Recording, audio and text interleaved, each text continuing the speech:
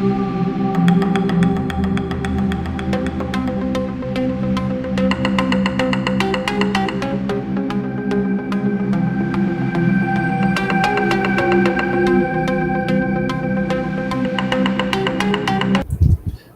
Andrew Hall, and this is Dead Hand Radio, and that's my neighbor's dogs. Sorry about that, folks.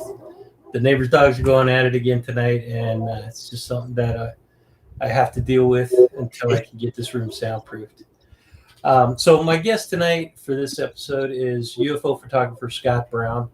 Scott is the founder of In the Field, a group of UFO researchers and analysts who collectively seek out photos, videos, and other evidence of the phenomenon and put a critical eye to this topic. With decades of experience in photography and computer graphics, combined with a passion and determination to root out fakery and hoaxes, Scott and members of the ITF team work tirelessly to bring truth to the study of UFOs. A recurring guest on this podcast, Scott has shared many tips and methods of identifying questionable photos and videos. His goal is not to prove UFOs don't exist.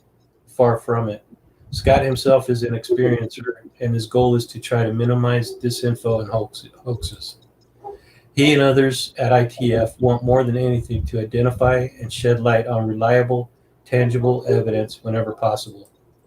It also needs to be said that hoaxes and disinfo carry a heavy burden and add unnecessary complications to the UFO topic, and people like Scott and members of the ITF should be commended for their work.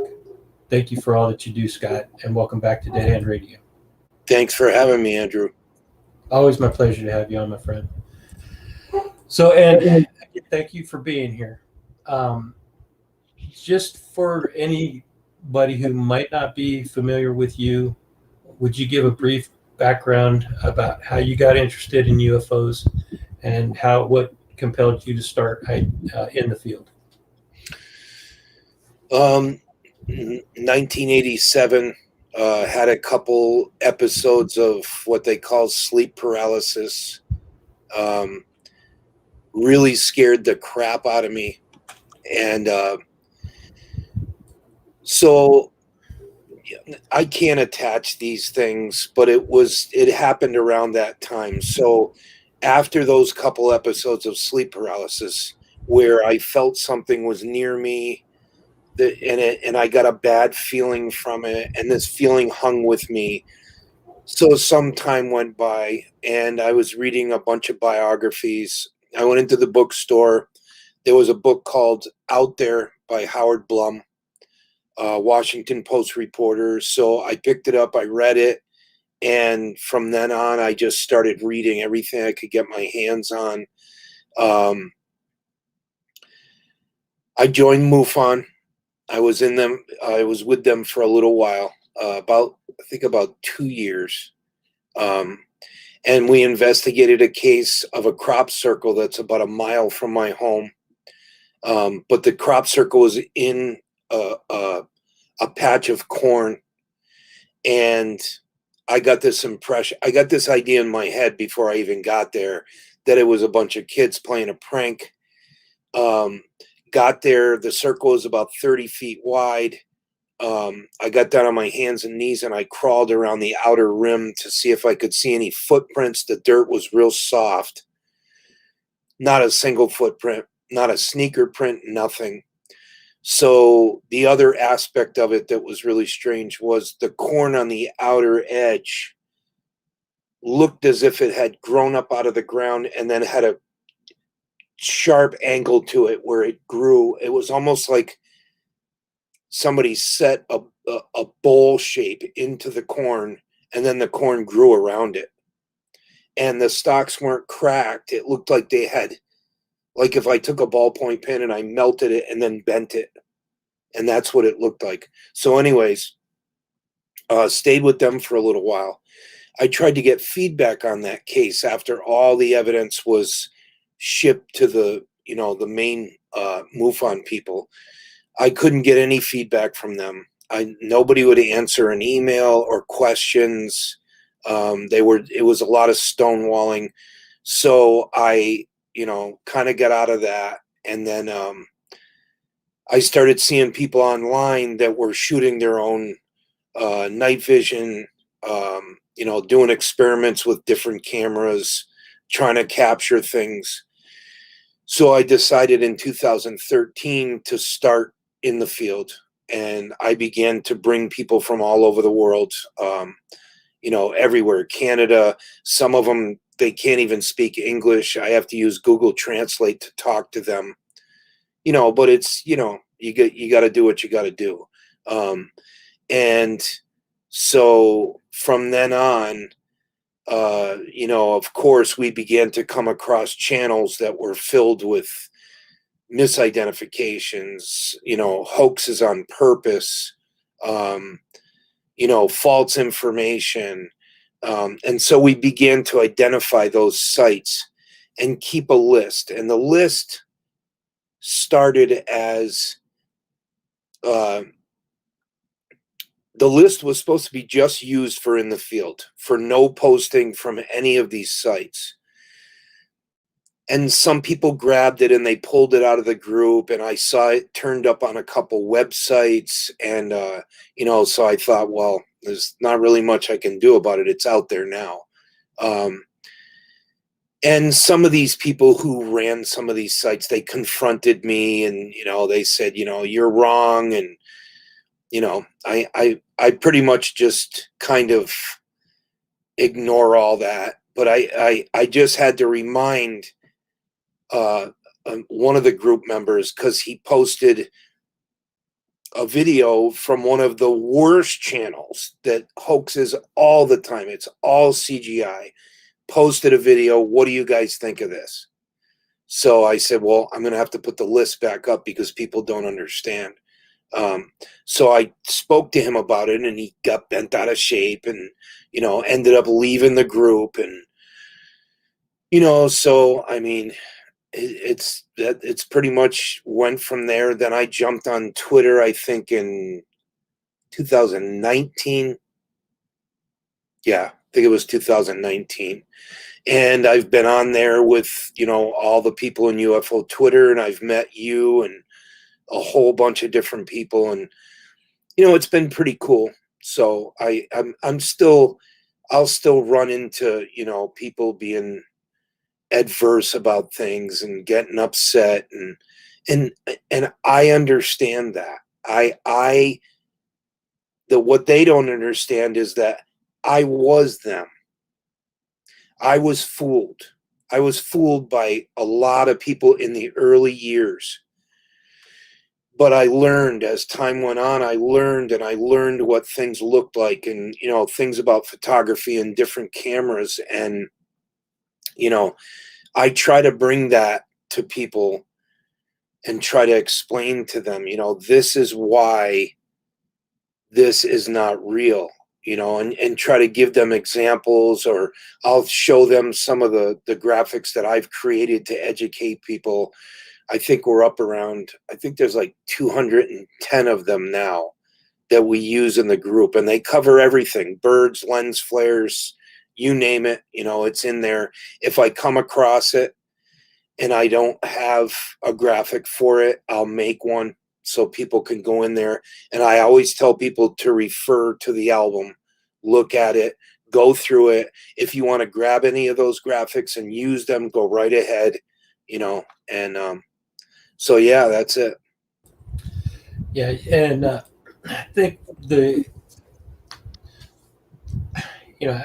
I'm going to call it a service, because that really is what it is. It's a service to the UFO community. The service that you and your team at ITF in the field provide, it's, again, I want to reiterate it, that you guys are not out to disprove the existence of UFOs. You guys are there to prevent people, or try to educate people, so that they don't fall victim to the fakery and the hoaxes that are rampant out there. Absolutely. And one of the team members that's been with the group for years is a man named Charles Lamoureux, and he's from Canada. He's from up in Vancouver, and he he's the same as me. He's had his own experiences, and he's also come across the fakery and the hoaxes. And him and I have actually been on Erica's podcast together. We were both on the same episode. They shot a documentary about him a couple years ago called Nocturnal Lights, which has it has a bunch of his footage in it. He has caught some incredible things. But he's the same way, he was fooled in the early years and he learned, and he's my go-to guy when I have questions about drones, about catching them on video, what they look like at a distance, the different configurations of lights. He's my go-to guy because he flies his own drones. He knows immense amounts of information about drones. So there's different people in the group that I go to for different things. Some of them are like kind of have their niches where they kind of specialize, and I'll go to them and say, give me your opinion on this. And he'll tell me straight out, yeah, that's a drone, so like you said, that there's people out there that are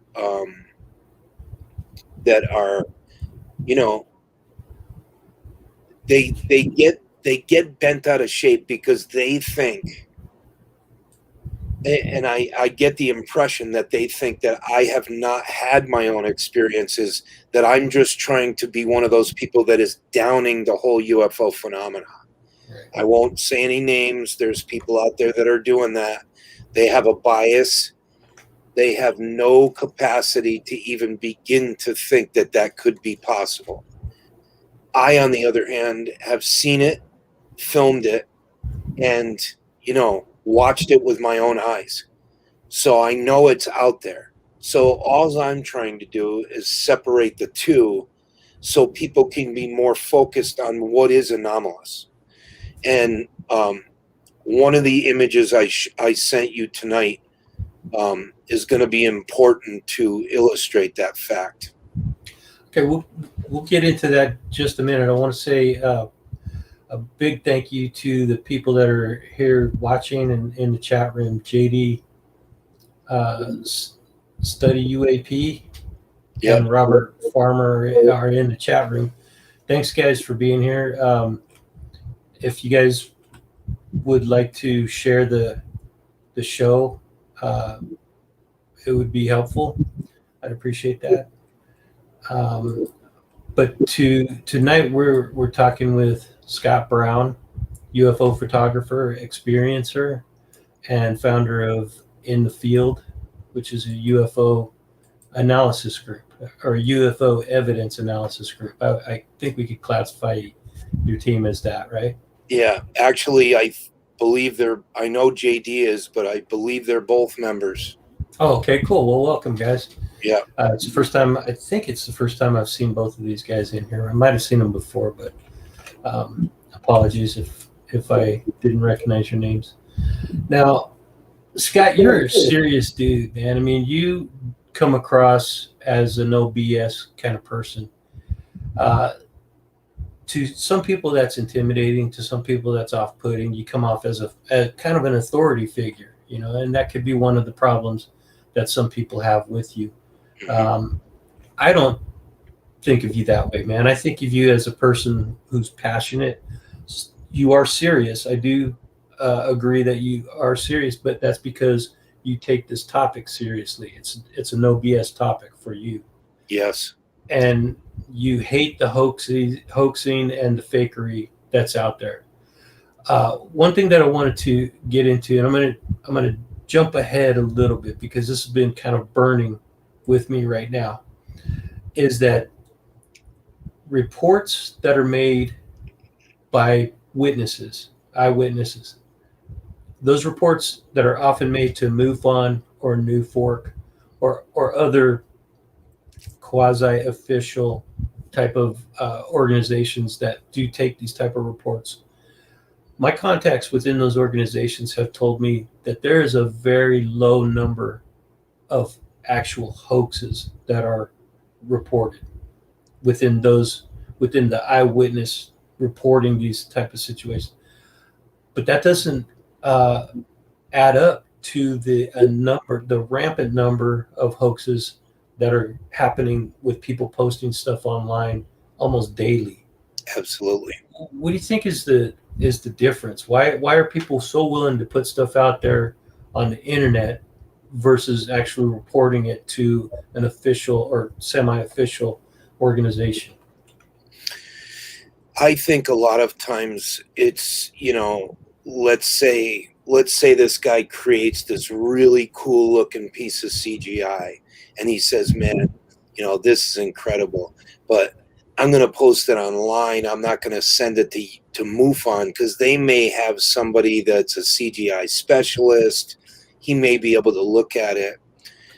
If they post it online, a lot of times if nobody gets to it and gets a look at it, like somebody with a little bit of experience, it just spreads everywhere. And they sit back and they're either happy because the video's got 150,000 views, or they're like, man, my skills are good. I am top notch because I can get away with it and I can fool people. So it's much harder to fool the people like New Fork and MUFON because of the fact that now you've got to come up with something good, like to really fool them, because it's been decades of people trying to send that stuff in and fool them. And so a lot of times people who are creating the images, they don't want to take that chance because it may be just shot down right there and said, you know what, this is fake. But if they put it online, it can go viral. It can make them money. It can get them, hits, clicks on the website. So online is a fertile place for people to fool other people. And I like to always say that the internet is a liar and a thief's paradise. And they can do those two things and get away with it. A lot of them can get away with it. I get sent pieces of footage and photos all day long, and people will send me, I get dozens per week. And a lot of times I'll just, I'll shut it right down. Like I just got a clip from a guy earlier this morning, and the footage was so bad, it was a couple of kind of amber orange dots, and it's against a black sky, but it could be anything. And on top of it, the low resolution, is really terrible footage, So I try to encourage people that if you're going to send me something, at least make it so I can examine it. If it's terrible footage, I really can't pull any information from that. It's just the image is so bad, the resolution so low, it's not even worth my time to look at it. Right. I just saw a friend of mine, Luis Jimenez from Unidentified Celebrity Review. Awesome channel. He's doing great things. Thanks for stopping by, Luis. I appreciate you being here. Check out what Scott and I are talking about, man. This is important stuff. Now, Scott, you said, and you were in agreement with me that the majority of reports that are submitted to MUFON and New Fork, the majority of those are investigated, and out of those investigations, a lot of them are found to be prosaic or mundane explanations. Mm-hmm. The ones that are not, the majority of those left over that are legitimately unidentified are not considered hoaxes. They're considered truthful, factual, evidential based reports of eyewitness accounts of a UFO. With that in mind, do you think it's a good idea to to point people to those organizations. If they come across a piece of video or photo, to say, check with MUFON, check with Newfork to see if there's been a report connected with that footage in any way. And if there's not, then that's the first red flag. Think twice about considering this a legitimate report. Would you agree with that? Yes. And one of the most important things that you can look for when you have, let's say you find this video online. So somebody will send me a link to a page, I'll pull it up, I'll watch it. And one of the first red flags is there's no location, there's no year, there's no witness testimony. And those things are needed because, like for me, one that I just investigated a couple weeks ago that a guy had sent me, it was in Rhode Island.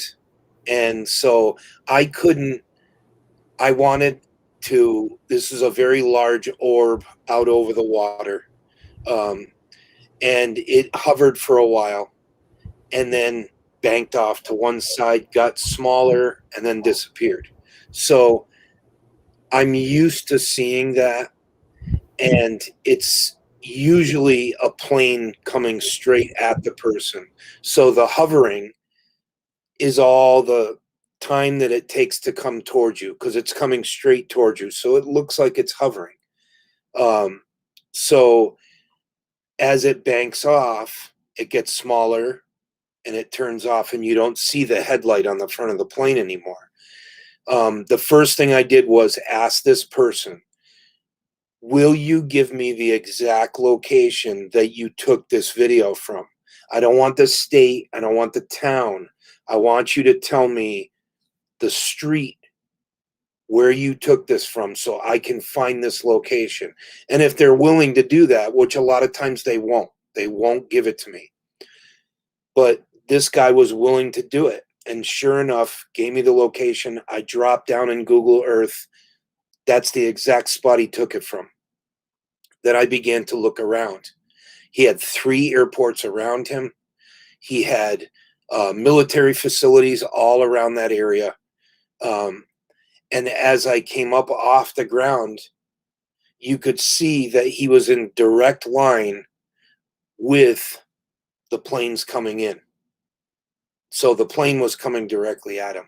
He was raving on and on about how he caught this UFO.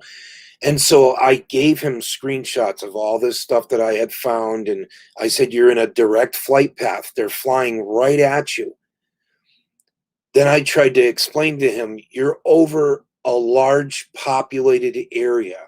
So if that giant orb in the sky was actually something anomalous, there would have been 150 cell phone videos, people calling the police, what the hell is that large thing in the sky? And there's just none of that. And you have to look for all those little things.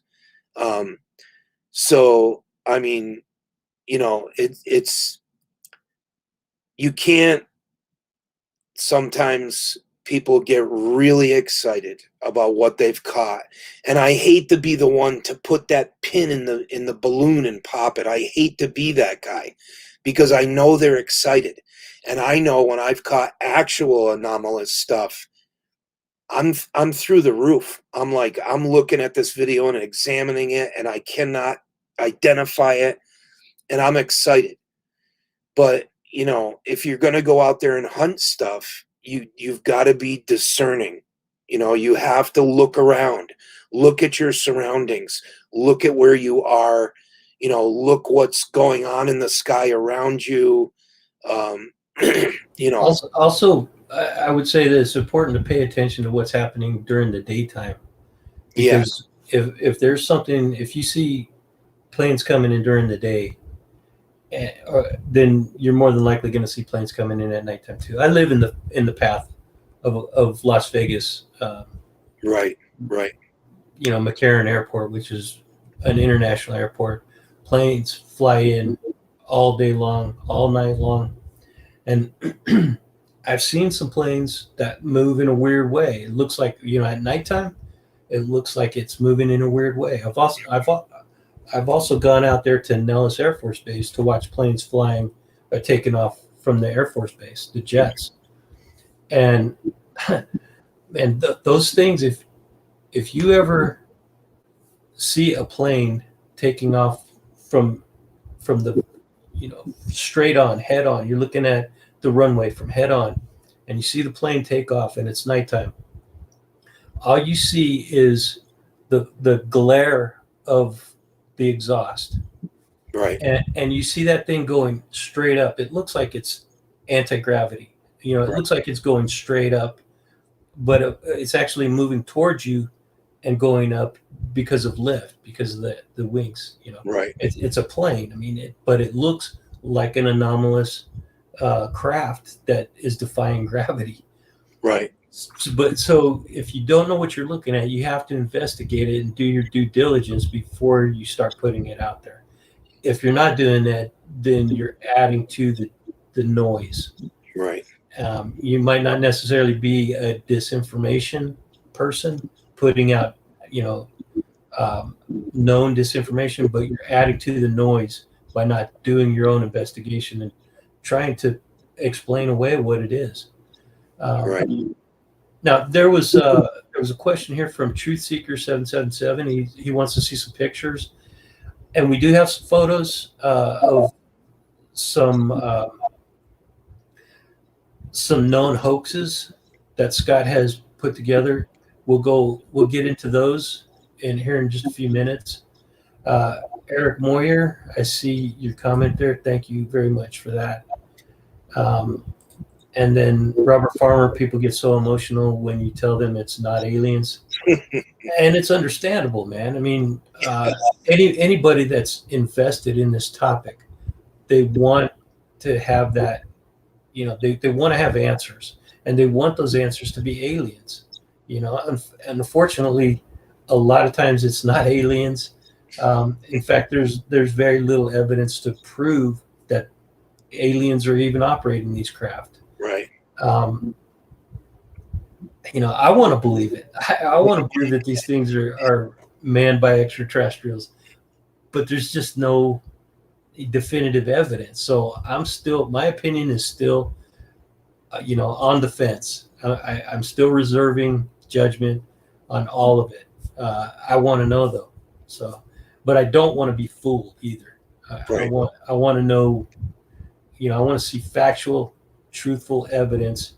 And, some of the stuff that you've put out, Scott, that is unidentified, what you consider is unidentified, is kind of mind blowing. It's like, you couldn't see it with your own eyes. How did you even capture that? It's just sheer luck. I mean, but it's more than luck, because you actually spend hours at a time and you have years of training and experience in photography. So for you to be in the right place at the right time is way more than just blind luck. I guess there's a formula to it, even though it's almost impossible to repeat that, right? Yeah, it's not, I mean, I guess in a way, I guess it is luck. If I shoot, let's say I shoot, 1,000 photographs, and I go through them all one by one and zoom in, and I find one thing and I'm like, wow, that's pretty wild looking, and then I zoom in and get real close and it's a leaf, So the things that I've captured over the years are caught by creating bundles of material.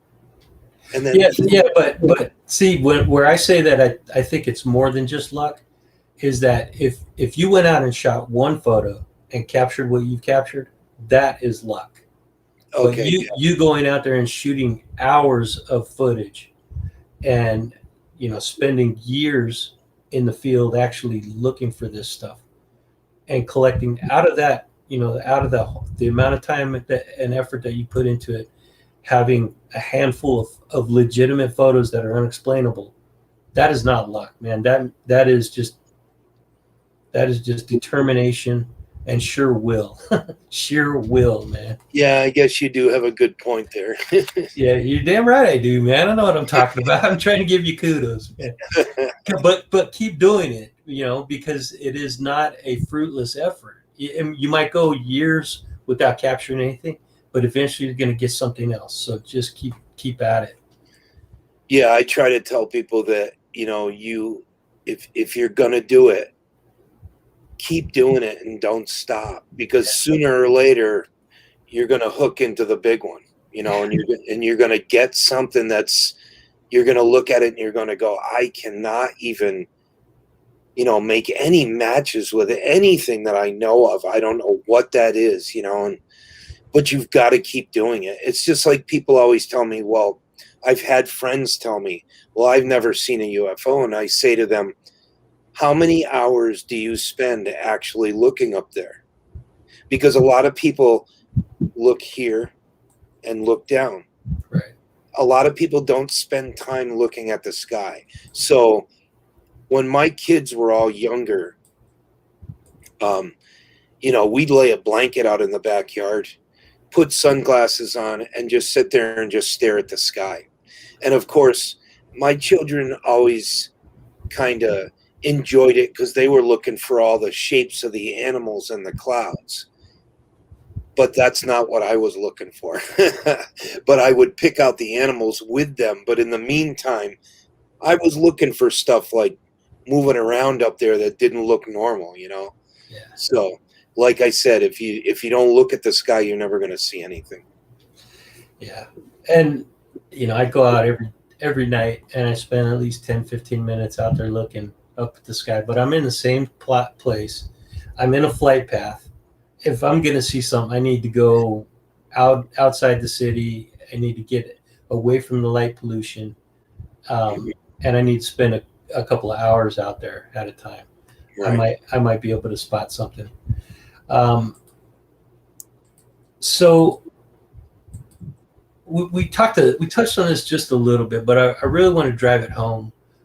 Why is it so important to check these, to identify these fakes and hoaxes early on before they actually blow up into sensational national or sometimes international headlines?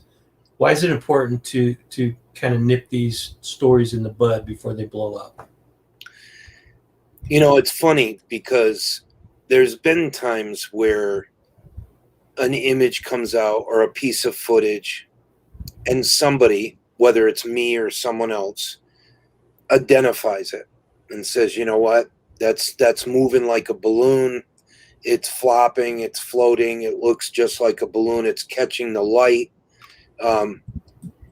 And then it could be a year, 2 years, 3 years down the road, it's regurgitated again and it comes back out again and it starts to circle. So what I've always said is that, and I don't have the time or the money to do it, but eventually someone's going to do it. And we need to build a website that has files. And let's say this file is filled with just Mylar balloons. And the Mylar balloons are at different distances. This one's at, 5,000 feet. This one's, whatever. And the whole album is filled with Mylar balloons. And they can be made, people can use those to make comparisons to the piece of footage that they found. So it's, like you said, it's important to nip that stuff in the bud before it goes viral and it gets on, tabloid websites and, this website gets 15,000 clicks today because they all wanted to look at that UFO, when in actuality it's a balloon or a bird. And so, I try to get the info out there so people can see it. And if they, are willing to see, because a lot of people won't take that information that it's been identified and challenge the next guy that posts it. Yeah. They won't do that because they don't want the confrontation. They don't want people, trolling them, and so they won't do that. So it's kind of tough. You have to. You got to have thick skin to be in your position. Yes, absolutely. It's one of the first things you need to learn how to do is you need to brush some of that stuff off and just keep moving, because it's nonstop. I mean, I get slammed all the time. I get threats in messages. I get them in emails. I get them in Twitter in public, calling me names. One guy, and I won't even use the word, but he posted under one of my posts today just a one-word insult. That was it. It's childish. I mean, join the discussion. Talk to me. Ask me why I think that I'm saying what I am, that I'm giving the opinion that I am. Ask me about it. Talk to me about it. But the name calling and all that childish crap is it's not constructive. I agree. It doesn't help the conversation. And what I was getting at by suggesting that it's important to stop these type of stories from going viral, from becoming international or national stories. The reason it's important is because, it may not be damaging to a person or even a group of people, but it's damaging to the credibility and the legitimacy of this topic as a whole. Yeah. Every time a story comes out and it blows up, and then sooner or later it gets exposed as a hoax or a fakery, that story goes into the archives, into the memory banks of everybody alive who is interested in this topic. And it's heartbreaking for those people. Mm-hmm. It turns into just another hoax, just another fake story, fake UFO story, and people, the credibility of the topic is damaged. Yes. I don't know that individuals are hurt, other than they're sad because they believed in this story and now it's turned out to be a fake. But are they financially injured by that? Are they physically or emotionally distraught because of this? Probably not.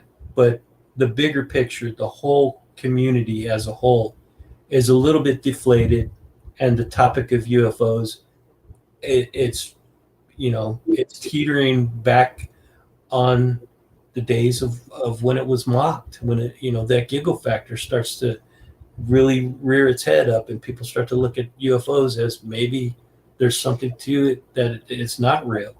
It just brings the whole topic into question. So fakery hoaxes are detrimental to the topic of UFOs more than anything.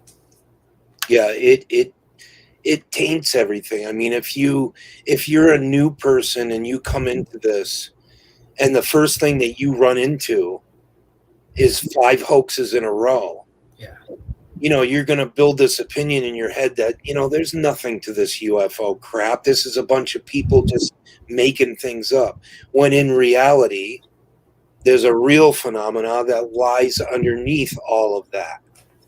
And there's a lot of people that I think that 95% of the people who are hoaxing on purpose, they have no interest in the real phenomena. Yes. They're just doing it, like I said, to get their jollies, look at this awesome CGI project, They crave attention, and they get it when they do this. Yeah. And some of them make money. They do. That's insane, because you spend days, almost every day, on this topic, and have spent a good portion of your life dedicated to this topic. And off the top of your head, can you tell me Have you made thousands of dollars? Oh, first of all, can you tell me, have you made millions of dollars? No. How about hundreds of thousands? No. How about tens of thousands? No. Have you made hundreds of dollars? No. I mean, it's not a it's not a task you take on to make money. If you're doing it for the reason of making money, then you don't even do it, because you're doing it for the wrong reasons. Right. I have no ill will towards anybody who's making money doing it in a legitimate way. Me neither. But if you're out there doing it and pushing out fakery and hoaxes, or telling lies, or telling a story to make money, man, just find a different, go write science fiction books. Yeah. That's what there's plenty of science fiction writers out there who are doing it the right way, and they tell great stories. They're worth listening to. Go write a great science fiction story. Don't mess with people's lives. This topic is too serious. It's too important to too many people to be playing around with it. So there's a few people who are willing to go to the extremes that you're willing to go to in order to call out these hoaxes and the fakery. I would say that there's probably just as few, the number of people that are willing to spend the number of hours and the investment in equipment and experience, training, and time to go out there and actually capture legitimate footage like you've done. But aside from dedicating their entire lives to this topic, kind of like you've done, because most people aren't that convicted. What can people do to contribute to this conversation, to bring legitimacy to the topic of UFOs, and to help push the conversation forward in a smart, mature way? What do you suggest? Well, they can, I mean, I sent you one of the images that, and I'll refer to that now. So when I I have some of the photos that you sent me up here now. Yeah. So one of the things that people can do is don't just film a dot in the sky and say, "Oh my God, I caught a UFO." So my advice is to look for this dot to do things that are out of the ordinary. So if this thing is dropping and shooting back up, and right angle turns and loops, and well, then it's probably not a plane, and it's probably not a satellite, so we can rule out that stuff. Is it a drone? Because drones can do that stuff. But if this thing just disappears and then pops on in another part of the sky, okay, well, now it's not a drone. We can rule that out. And so, I encourage people that if you're filming something and you think it's anomalous, keep filming it. Look for the characteristics, the behavior, and then bring that to the table and tell people, here's my piece of footage. Look at what this thing does. It's doing some really strange stuff. Can you figure this out for me? Which, like I said, all the photos and footage that I get, every so often I'll get something. I actually got a piece of footage last week, excuse me, from a guy that was filming the space station. And so he zoomed in on the space station. He knew what it was. He put a graphic on the video right above it that traveled with it that said ISS. So he was literally out there trying to film the space station. And as he's filming it, something goes by the other way. but it's completely not identifiable. I can't identify it. It has red coloring to it. The only thing that I can come close to is that it was some kind of mylar balloon that was half deflated and it was catching the light a certain way. It's not doing anything out of the ordinary. It's moving in a diagonal trajectory in a straight line. It's not moving at high speed. So it's got those characteristics of a balloon. But he was filming at night in a rural area with no light behind him to light this balloon.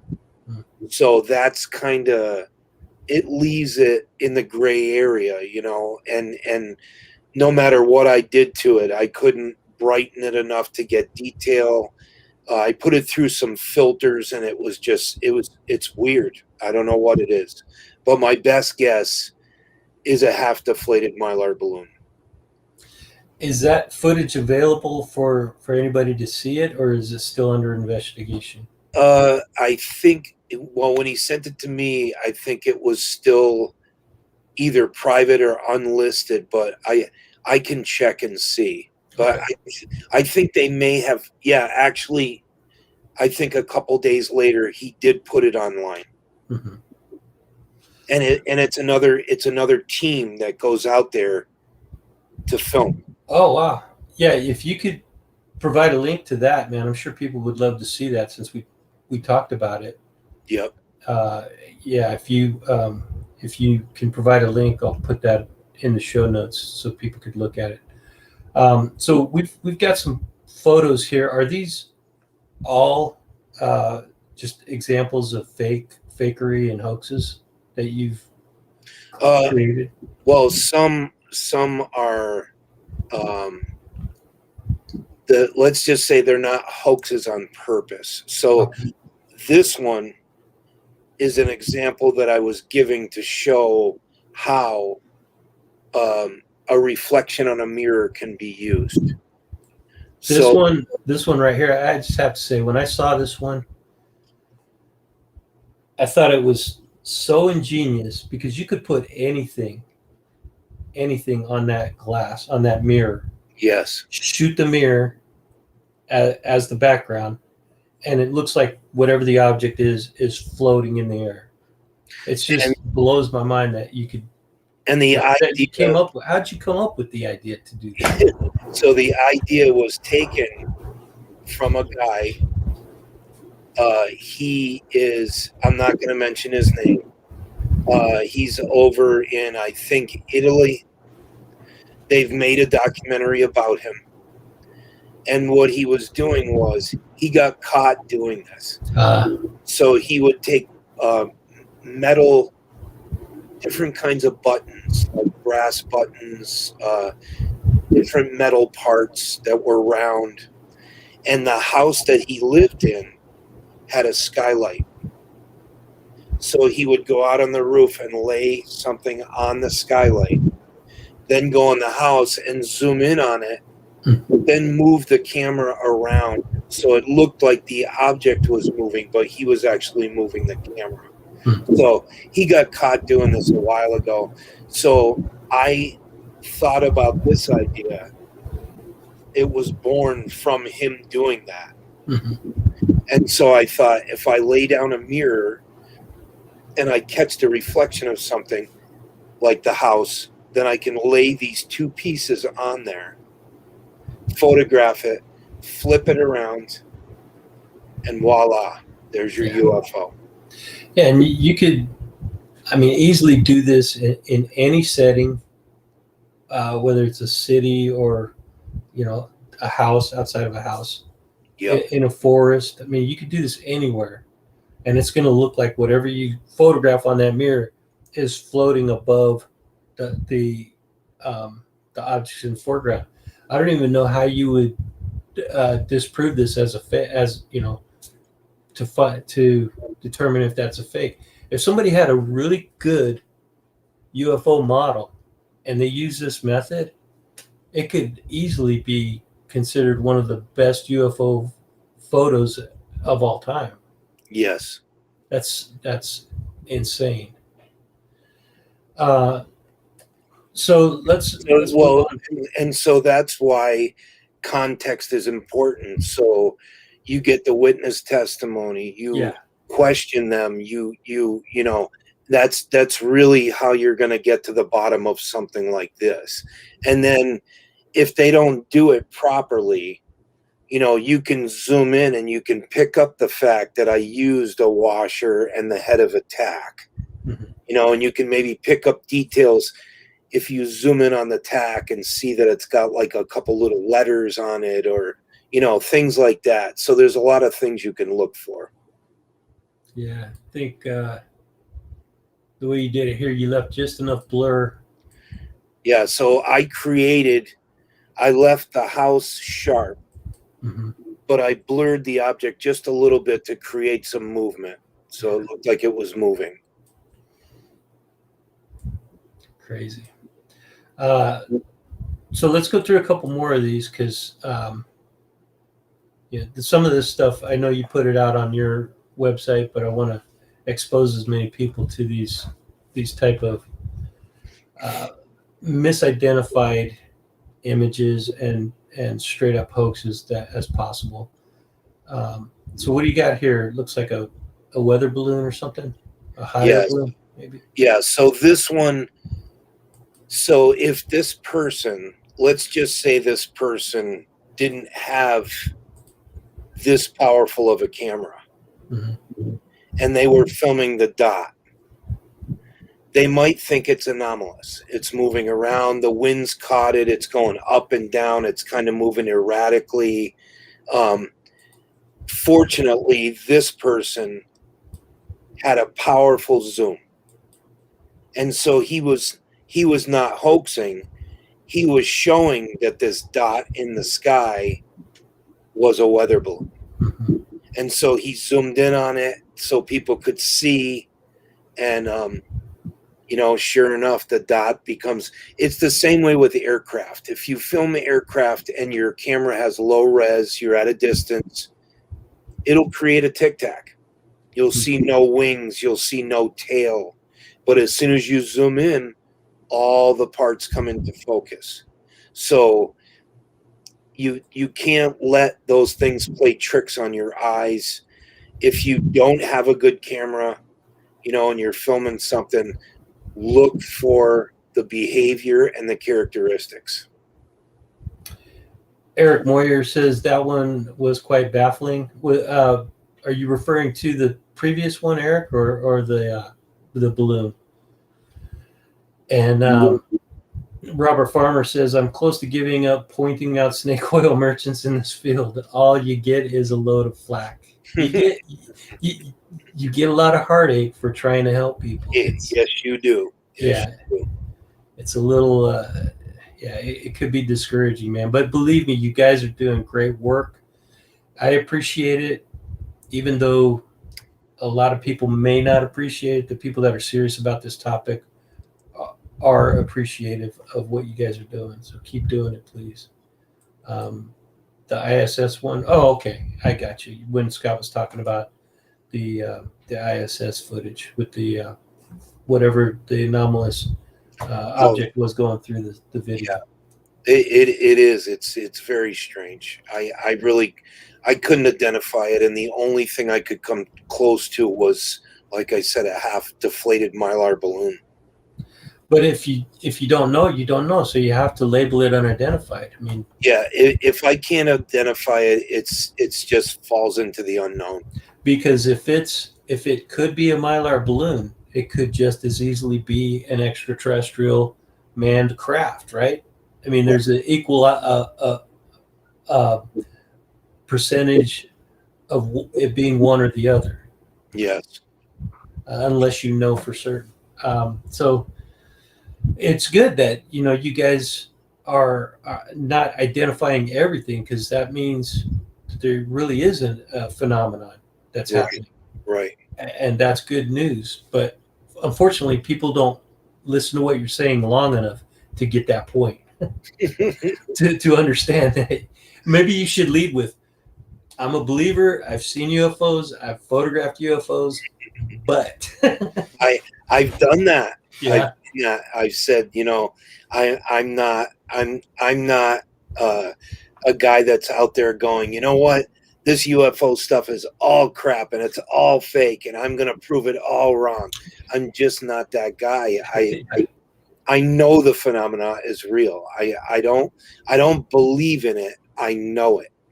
yeah. Well, you need to have a tattoo that says that, so that you can say, when somebody starts to, bark at you about it, right here, man, they are real. Yeah. Let's see, Jesse Peak says, "Hello, my friend Scott. Your information is great. Thank you, Jesse. Thank you for dropping by. I appreciate How's you. it going, Jesse? We're having the hard talk tonight, guys. A lot of people, for some reason, don't like to hear this part of the truth, but truth seekers are people that have to take crap sometimes, and you guys are willing to put yourselves out there, and I appreciate that. And a lot of people do appreciate it. More people than you guys realize, I'm sure, appreciate it. Let's look at a couple more of these. If I can.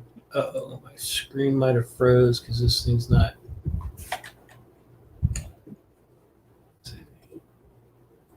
Oh, yeah. There we go. Okay. Yeah, I've seen this one before. Yeah, so a lot of people have seen this. So here's the deal with this one, okay? I tracked it down after I first saw it. And this guy is not a hoaxer. That's why his channel is called VFX. Right. It says right on his, right on there, swamp gas or Venus. Or, I can't read it, or a... Where do you want me to zoom into? The right side, the little square up top, Right. or a test with CGI. So if you look at his page, he has about 4 or 5 examples of CGI. He's a CGI artist. And you can see down below, the left side, the small square. So here he created that CGI submarine coming up out of that lake. Oh, cool. And then it says right below it, VFX testing for fun. So what happened was he created that triangle flying over the road, but then 10 billion people stole the footage, and they uploaded it to TikTok and YouTube and all over the place. I saw this everywhere. So the moment that I knew it was CGI, because the version that I saw didn't have all the information, it wasn't on YouTube. So the reason why I knew it was CGI was, and I think later on Mick West picked out the same thing, or another guy named Scott Brando. He does UFOs of interest. He's another like kind of straight debunker. But he's meticulous. So the pattern in the road repeats itself over and over again, like a Fred Flintstone cartoon. And this is a sign that's indicative of CGI. If you look at the trees and you slow it down, they've used some of the same trees on both sides of the road and put them at different distances.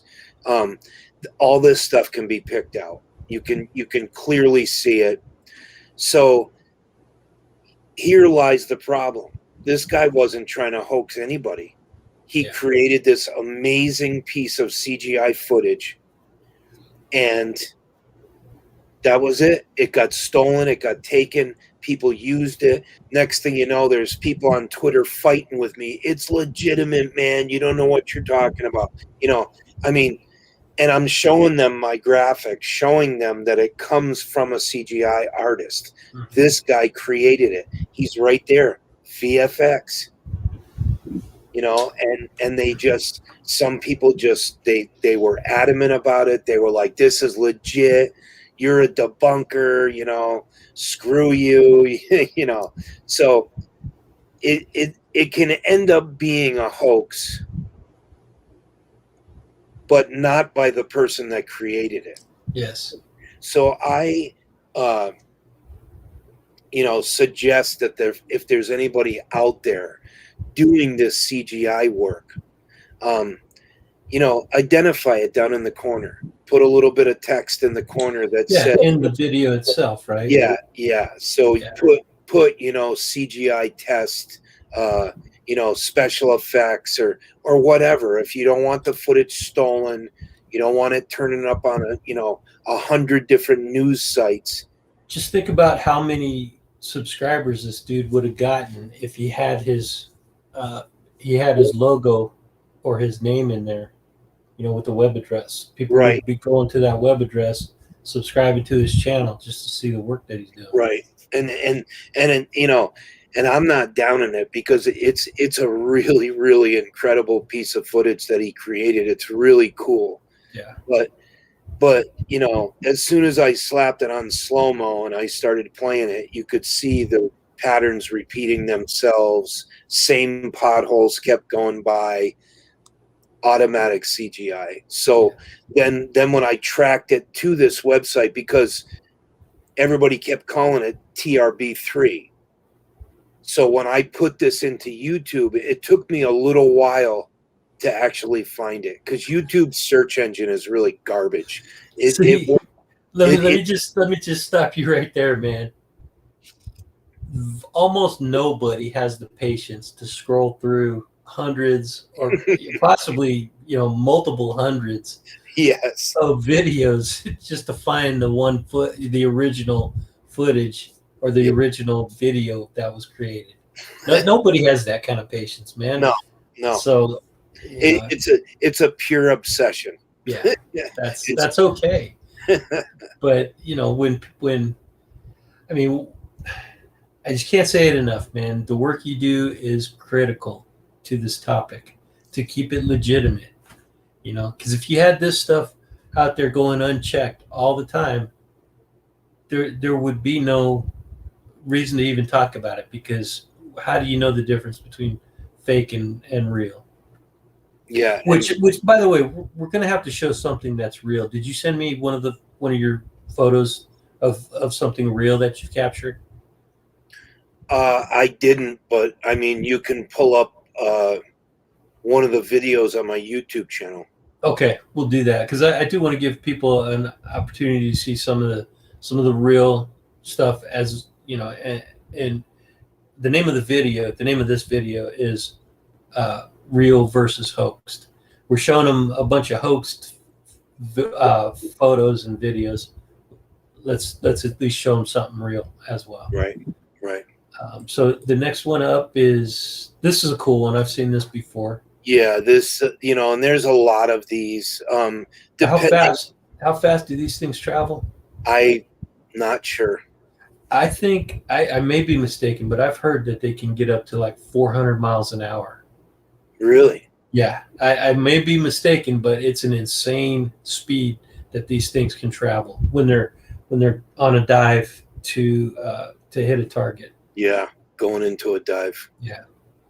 Yeah, they and birds are another one where some of them are even, you can find old UFO books that have photos that have been taken, and you can clearly see that it's a bird. But depending on the species, the position of the bird, some of them will create a perfect looking disc shape with a dome on it because of the way the wings are folded. I mean, there's a million of these out there with birds. People will catch birds by accident, and they're just like, oh my God, it's a UFO. But you just gotta kind of be, I don't know. Like I said, if there was a website that was built where you could pull up a file of these Mhm. You know, here's 15, 20, 30 different birds that have been caught that look like UFOs. Okay, now you've got something to compare your photograph to.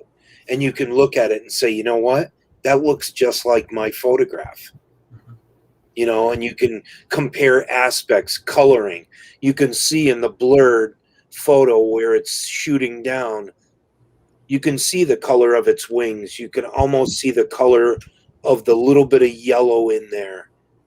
So, and I'm going to argue as from the point of view as this being a real, potentially real UFO.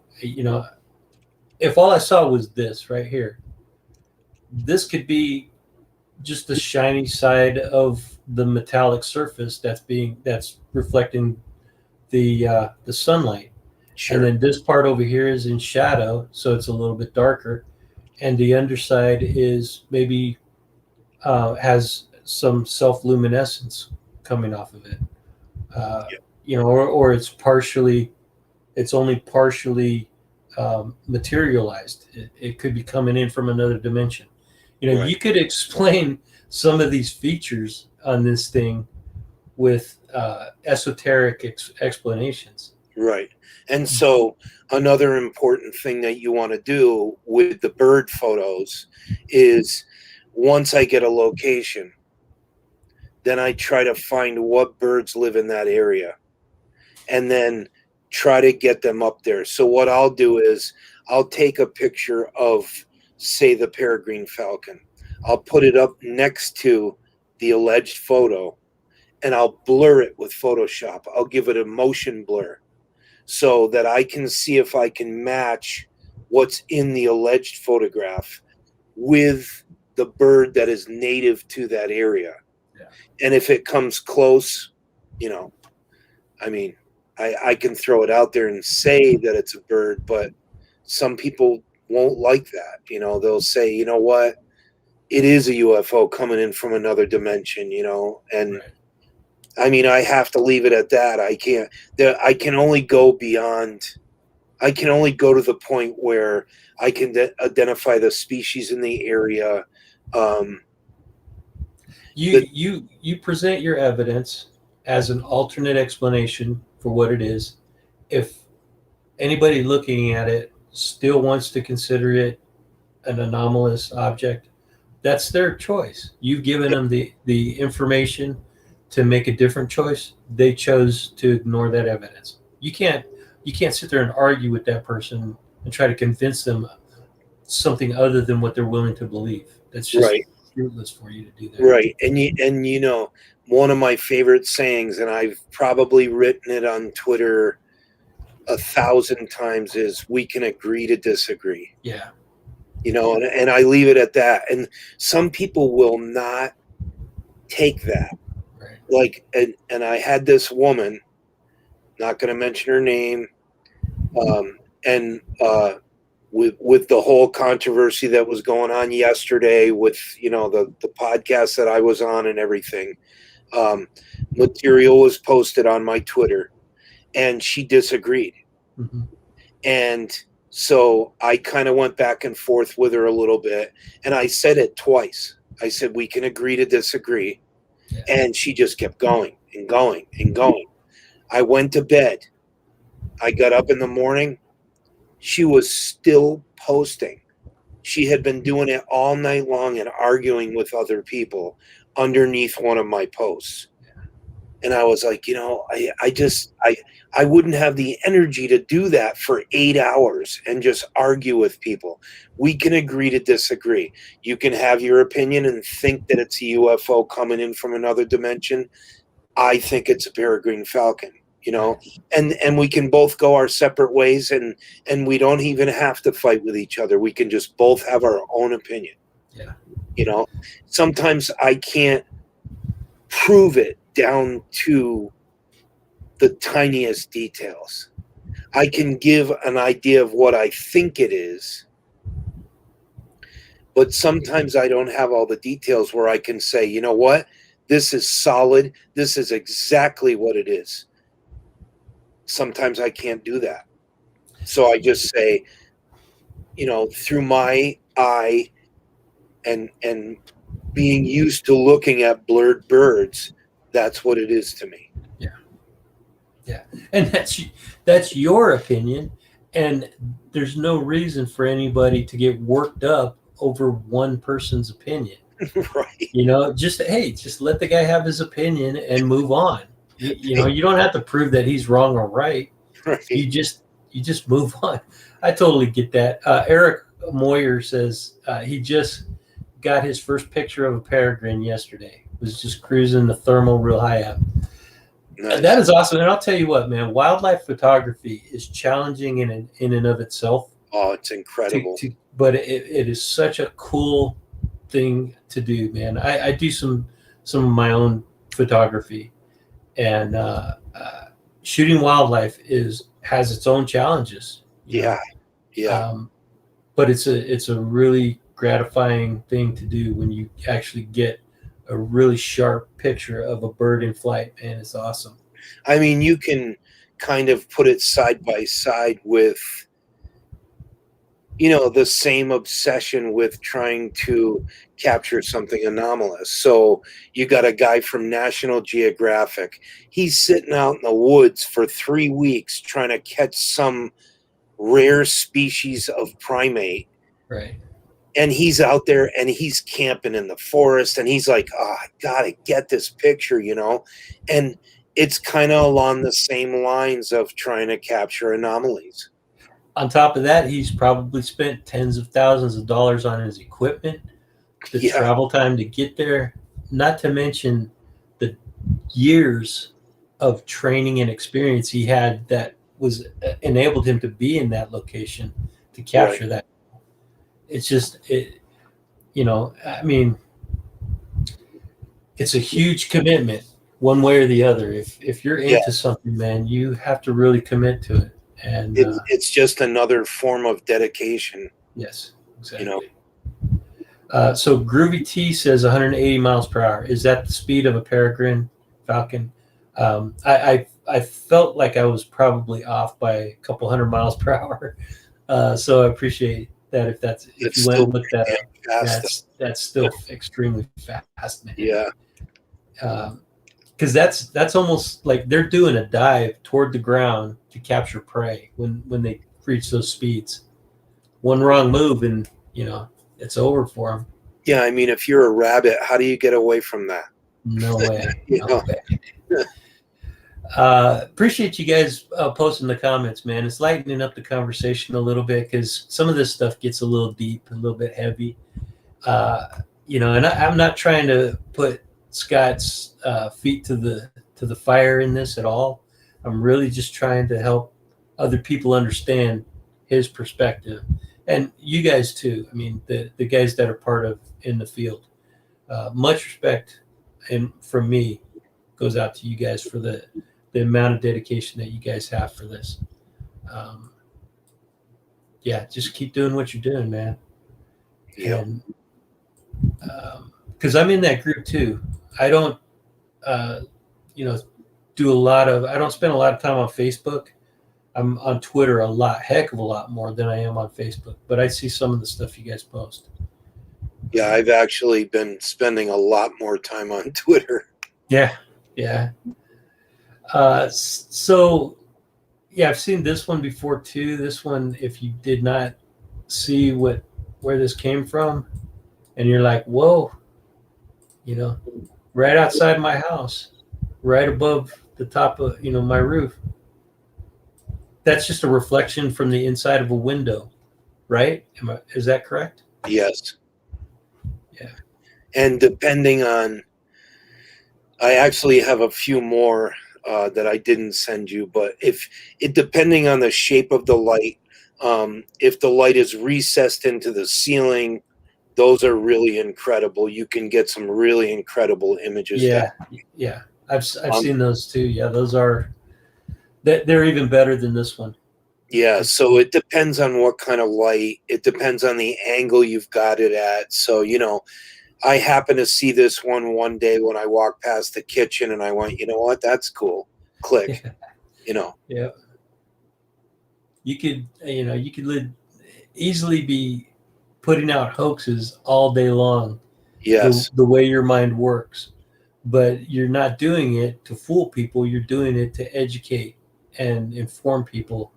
And that's a totally different objective there. Well, like I told Erica on one of the other podcasts that I was on with her, a few years ago, I got an offer from a media company that got a hold of me that wanted to pay me to create hoaxes that were not easily taken apart. So they were going to pay me per image to fake these images, and then they were going to make up stories around them. And they are attached to a bunch of different media outlets, and I was like, I can't do that. Yeah. I'm not that guy, you know. And they were like, you know, we've seen your work, and some people pointed us to you. And I said, yeah, but what you don't understand about me is that shit pisses me off. Yeah. You know. And the guy was like, you know, we were going back and forth in the email, and I said, I don't even really, I'm kind of angry that you're getting a hold of me for that, because I've been fighting that for decades, you know.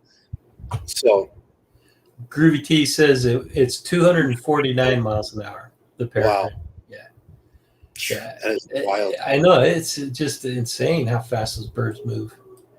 And to capture them in flight like that and get a crystal clear image of it, Right. just amazing, man. It's you know, it's a credit to your ability as a photographer to be able to capture that kind of detail. Sorry about the dogs barking out there. You know, they just get going, and It just adds atmosphere. right. Yeah. So I saw this one, and I know exactly what this is referencing. But go ahead and give a brief overview of what this one's about. Yeah, so this photo, or the alleged photo, has been talked about for months, that this photo exists. It's a crystal clear shot of a triangle coming out of the water. Nobody knows for sure if it really exists. Some people say that they have direct information that it does exist, but again, no one's seen it. There's a lot of rumors about it. So I figured I would create one, which was inspired as well by a set of photographs that showed up on Reddit of a triangle over the water, which were debunked. We took them apart. There was Photoshop in there. There was they forgot to put the shadow of the object on the water. You know, they were debunked, bunch of garbage. So this photo was created with the image of the ocean with the splash was a separate photo, and then the triangle was another separate photo, and then the splash that's in front of the triangle was another separate piece of graphic, which it was a PNG file. So it was already cut out. It had the splash. I threw them together, blurred them a little bit, put a little bit of reflection on the water, and just to show, you know, how easily this can be done. So not technically CGI, more of a photo bashing style of Right. fake. So, yeah, some people like to call Photoshop CGI as well, which I don't really. CGI is more motion. And so this is really just kind of a composite.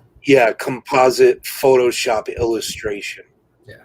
Using photographs.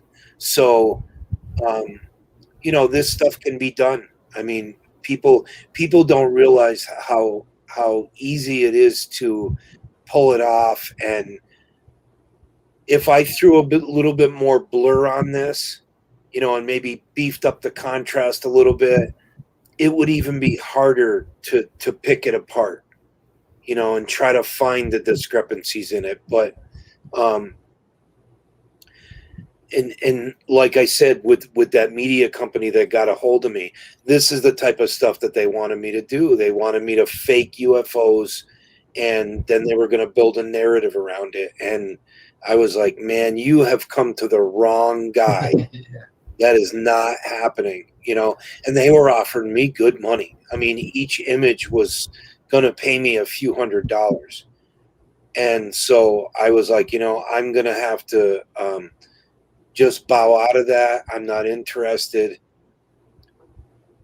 But in the back of my mind, I was like, but I'm also going to keep my eyes on the websites that you have, because if you didn't hire me, you're going to find somebody sooner or later that's going to do it for you. And I know who you are. Yeah. So I pulled up your website. I'm going to go ahead and end the screen share on that presentation because I want to pull up some real footage of some videos that you have captured, or videos or footage or photos that you've captured, just to give people an idea that you are out in the field legitimately looking for anomalous stuff, and you've captured it before because you've said you've captured it. Let's you know, put your money where your mouth is and let people see what you've captured. Before we get to that, I just want to say hi to Jack Ryan. Awesome dude. We are trying to get to the bottom of the greatest mystery known to man. Scott taking the time to sift through the BS is like someone fighting on the front lines, taking hits others don't want to take. Very cool way to put it, Jack. Thank you for Thank you, saying Jack. that. Yeah. Yeah, Jack's good people, man.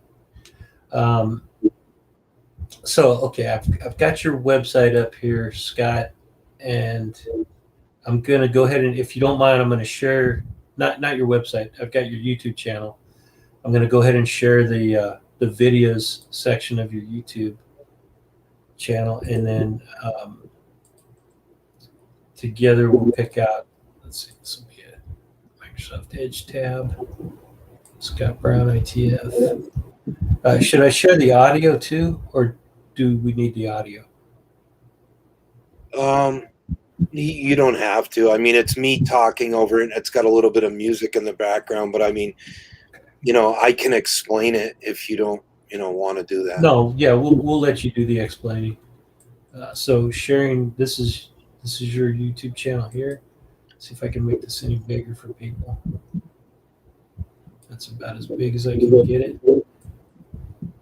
And now, just tell me where. So this, the first one, the purple one at the top on the left, second from the left. Yeah. UAP shot in Western Massachusetts. Yeah. So this photo was featured in Diana Pasulka's book, American Cosmic. Cool. Let me full screen this. And then it's a little explaining about, you know, how I did it. Setting it on a tripod and then just firing off random photographs, maybe 20, 30, move the tripod to a different location, random fire some more. And, you know, and then I just show that this is the photo that was featured in the book. She asked me if I had any photos that I wanted to include. And this one I chose because it was one of the weirdest things that I ever caught. This is the original photograph. And then next we're going to zoom in on it. It's so far away that I almost missed it. And at first I thought, when I was first zooming in on it, I thought it's going to be like a leaf or something. And then as you get closer, you know, you realize it's definitely not a leaf. Then I enhanced it a little bit on the bottom. And then the square that was taken out at the top is the exact one without any enhancing. Okay. I'm going to back it up just to the point where, so that's about as zoomed in as you can get, and still see detail on it, right? Right. Yeah. So people have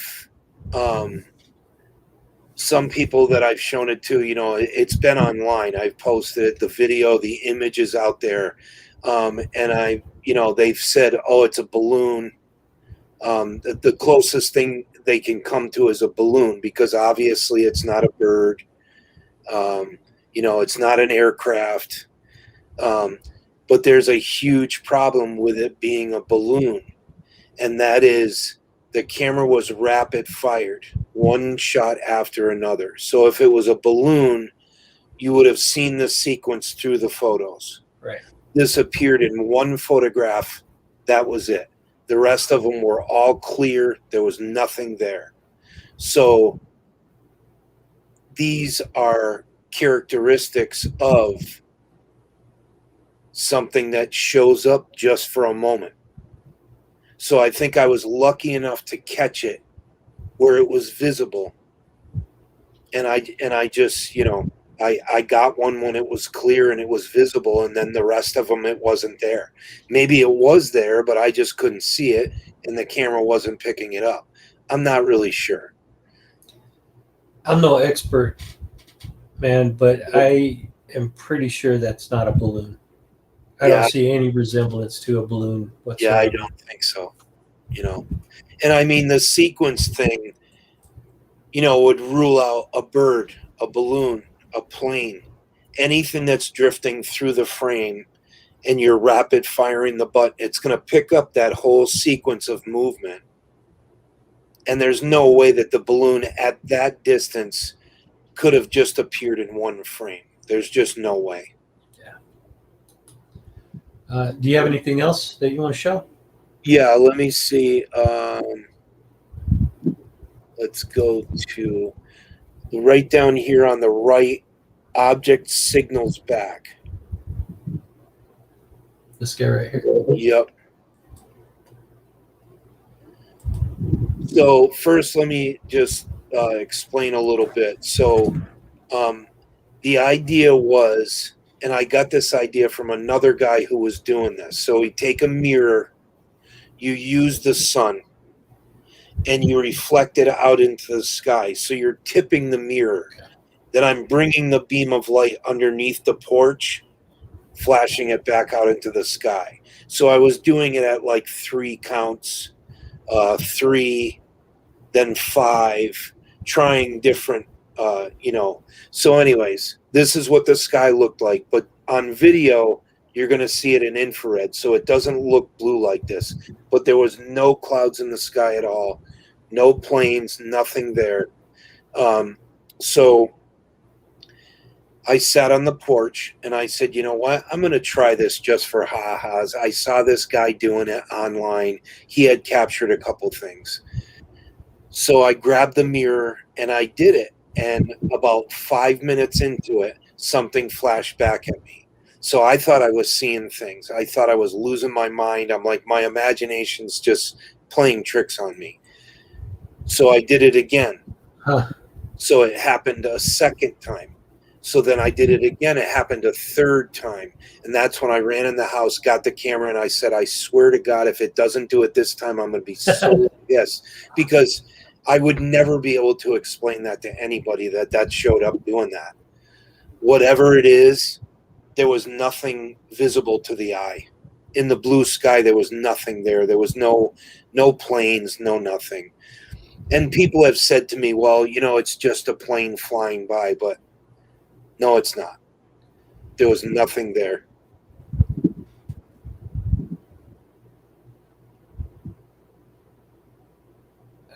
Yeah, I don't see how that's a plane, man. I mean, I like I said, I live in a flight path of a international airport, and I see the planes, and they don't always fly straight at you. Right. You see them maneuvering in weird ways, and sometimes those maneuvers look anomalous. Yeah, and they, but they don't look anything like that. Let me just zoom back up a little bit, because and people were using the idea that it was a plane flying by and it was the sun glinting off the side of the plane. But my counter argument to that is the body of the plane will still show up in the infrared. It just doesn't disappear. it's not like there's nothing there. That's number one. And then number two, it's a clear blue sky. So I can't see anything with my eye. I can't see the glint. I can't see a plane's body, nothing. So this is daytime and you're shooting in infrared. Yes. Wow. Yeah, I mean, the only other thing that you could have done to add information or data to your experience is to have a second camera shooting shooting in normal mode right next to it. Right. And that way you can compare the two sets of footage. But this is... And, you know, it's kind of cool that you mentioned that, because there's a friend of mine, and I don't know if you follow him on Twitter. His name is Rob Freeman. I don't know, but I will. He just put out a UFO documentary where he travels the world. Well, I was on his show 2 days ago. We taped a show that's going to be on soon. So he put out a 2-hour documentary. Him and his friend Mark McNabb, they traveled the world, Peru and Brazil and all over the place, coming in contact with people who are filming. The equipment that they have probably costs more than my house. I mean, Yeah. you wouldn't believe this stuff. They've got some just incredible equipment. So he's captured some really incredible stuff. So my point was, I've created a graphic that I actually posted on Twitter a few weeks ago. They did that exact thing. They put a video cam filming in regular video and then a FLIR cam, and then matched up the time. And so the object comes in on the FLIR and it's hovering right over the clouds. But on the regular video, nothing. Yeah. There's nothing there. So I had another friend of mine from Brazil. Wait, right there, that eliminates the argument that it could have been a plane and, you know, you were looking at it, because it would have been visible to the camera that was shooting normal, in the normal light range. Right. So, yeah, there's no arguing that was anomalous. Was it a UFO? Yeah, because you can't explain what it was, right?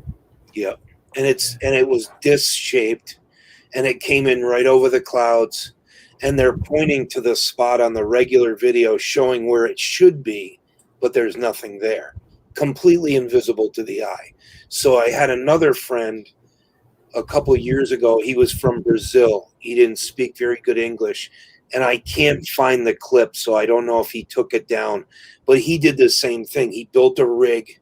He would have regular video on one side, and he would have FLIR or infrared on the other side, and film the same thing.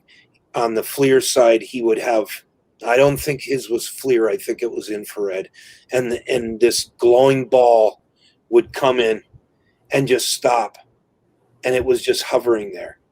But on the video side, with the time stamp matching, there was nothing, just a blue sky. And you could not see it with the naked eye. It was incredible footage. And I've been looking for it, but I can't find it. So let's go back to your footage, because Eric Moyer has a question. Was the flight radar checked on this footage? No, Eric, I didn't check it. I didn't happen to do it that day. So, you know, I'll be honest with you, I did not check it.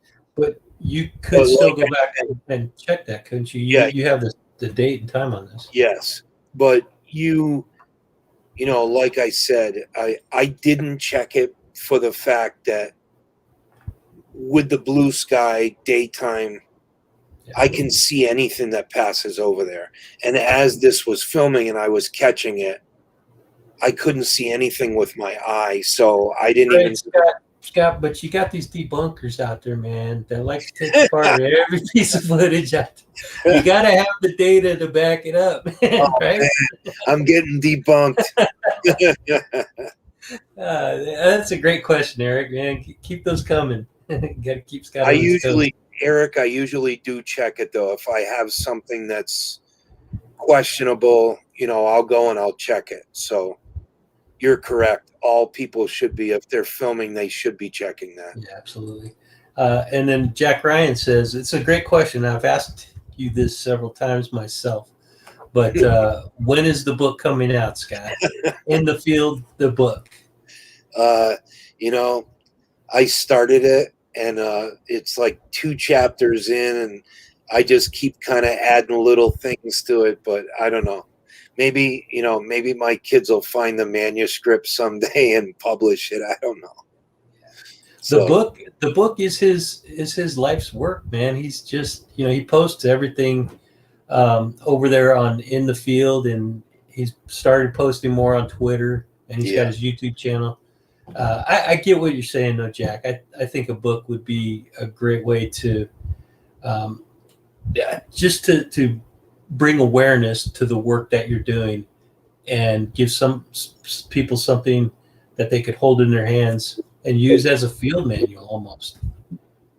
And the actual couple of chapters that I've worked on actually don't touch on that work. They're more about my early life, the incident where I disappeared as a child, and, a bunch of the dreams my brother had, and the high strangeness in our lives. So it hasn't even really progressed to the point where I've reached the photo analysis part. It's just kind of about that stuff. So yeah, so I'm gonna leave if you think of another one that you want to share, then we can go back to the videos and see if we can find something else. But I wanted to just kind of change gears a little bit and talk about some of the stuff since the last time you and I had a public conversation. There has been a ton of developments in your personal life in regards to the UFO topic. I wanted to give you an opportunity to talk about some of that, because some of it's pretty exciting, pretty interesting. I think what you and Erica are doing is very cool. I'm a little bit jealous, I got to tell you that. But she's a cool person, and I'm glad that you and her have something going on. So talk a little bit about that. Talk about the other stuff that you got going on, and so go for it. What's new and exciting? So Erica was kind of, I think it was about a year ago, where I posted a trailer or an opening title sequence for a show that I wanted to call UFO Paradox. It was on my Twitter for a while. And I've always had this dream of, I don't know, kind of like a combination of the old In Search Of with Leonard Nimoy, and combined with a show that used to be on. Actually, I think there's like 9 or 10 seasons of a show called Sightings, which they would touch on all different paranormal aspects. So I always envisioned a show like that, that's online, that's free, the public can watch it. The latest news, the latest clips that we can't identify, or even the latest clips that we can identify. Just a variety of things. And so I spoke to Erica about this. She was kind of like, kind of getting a little bit bored with her own podcast, which was just a podcast, and I said, listen, there's nothing really out there that's visual. There's a bunch of podcasts, but I mean, some of the segments that I've already envisioned that we've talked over are going to be on the show coming up. We're working on different segments that we're going to put together. So, for example, one of them is going to be, we're just going to go out on the street. My research partner and we're going to set up the cam, and then we're going to get people to come on camera and say, how do you feel about the UFO topic? Or, have you heard that the military has, stated that UFOs are real? Or, just ask some questions like that and get the people on the street, what their opinions are like. And, it's interesting to hear from different people. And I mean, there's some people I'm sure that are going to walk by the camera and go, I don't even know what you're talking about, because some people are just not even, they don't even, it's not something that's in their, world, so that it doesn't even really phase them. But That's a good point to talk a little bit more about right there. As important as this topic is to so many people, there is the vast majority of people on planet Earth don't even think twice about this topic. And I'm talking like in the 90 percentile of humans don't even think twice about the UFO topic. That's a little bit, it seems like incomprehensible to people that are interested in this topic. Why would you not, but they just don't care, man. They have so much going on in their daily lives. That's not an issue to them.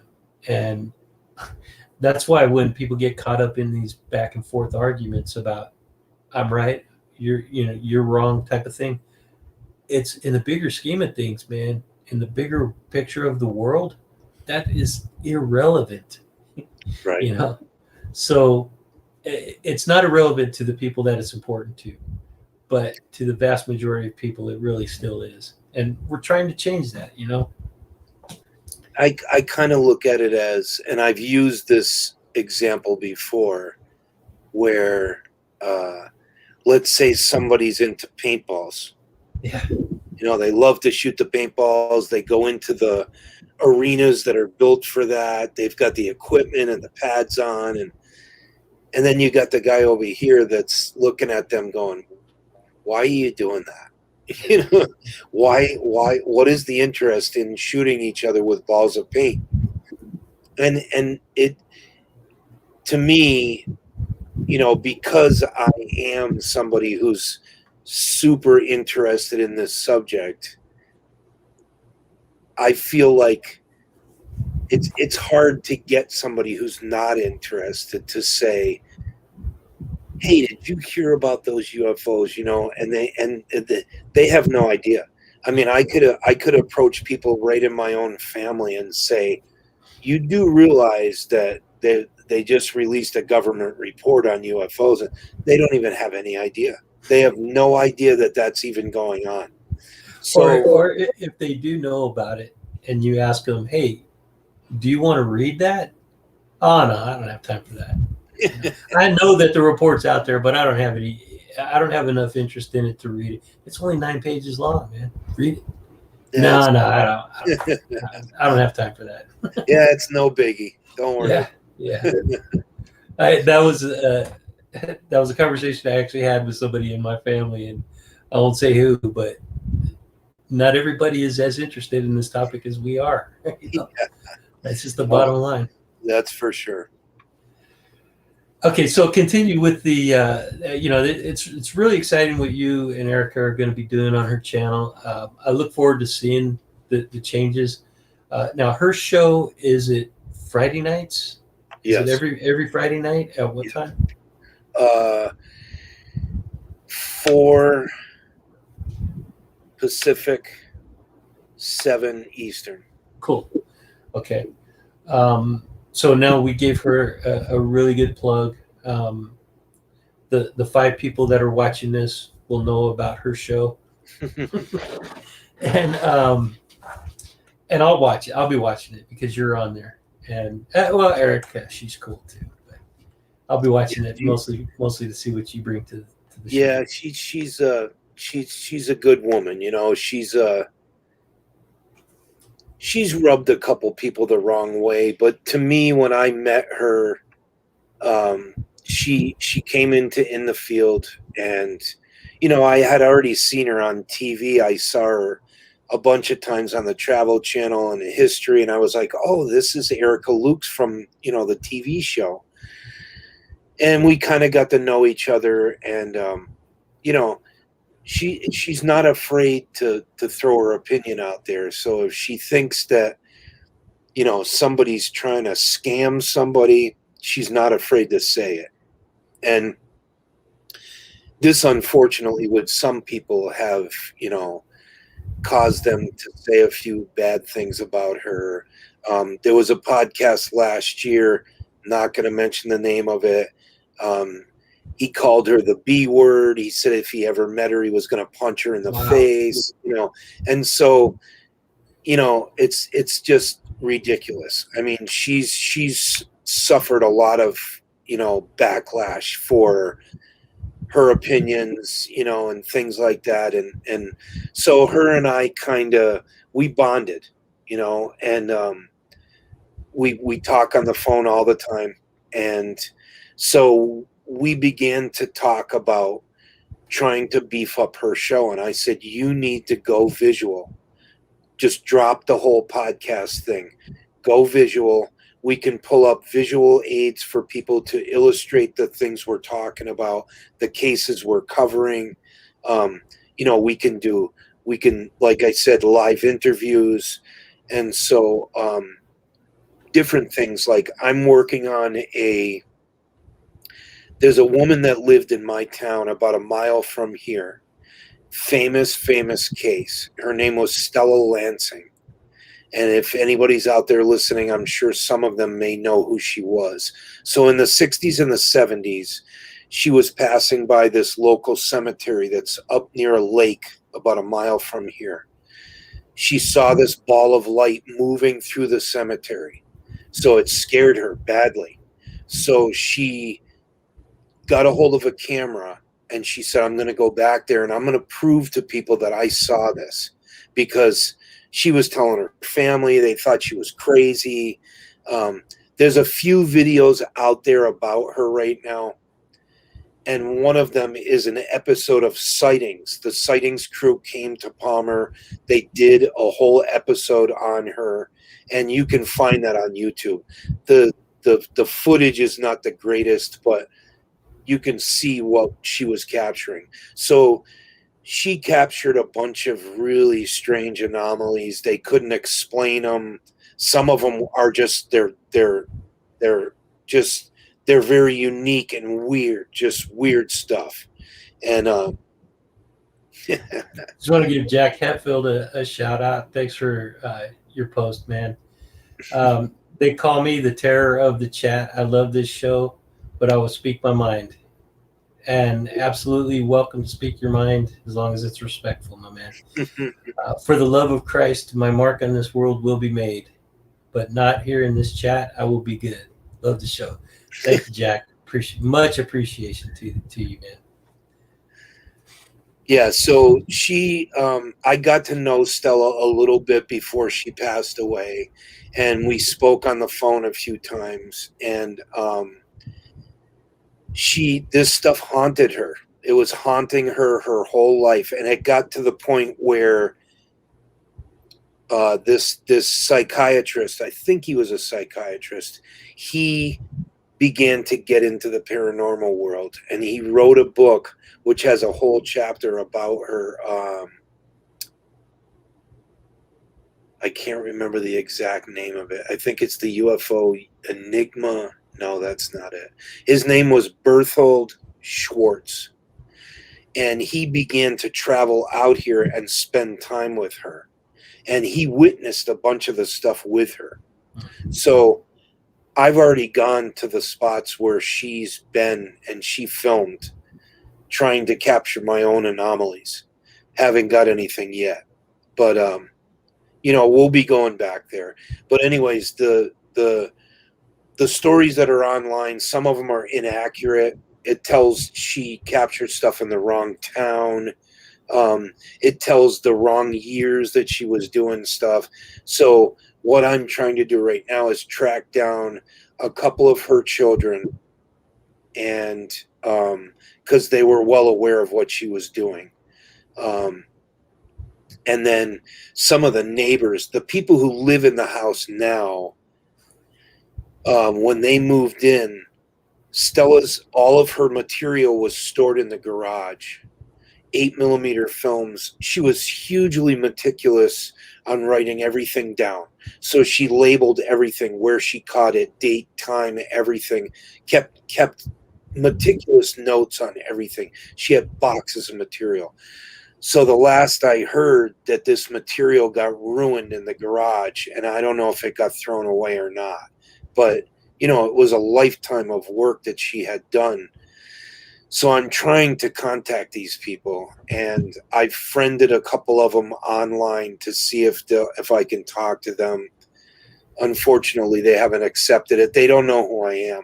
So my next step is to approach the people that I'm friends with, which is a couple that lives on the lake. My daughter hangs around with their daughter, and we've been there before to their house.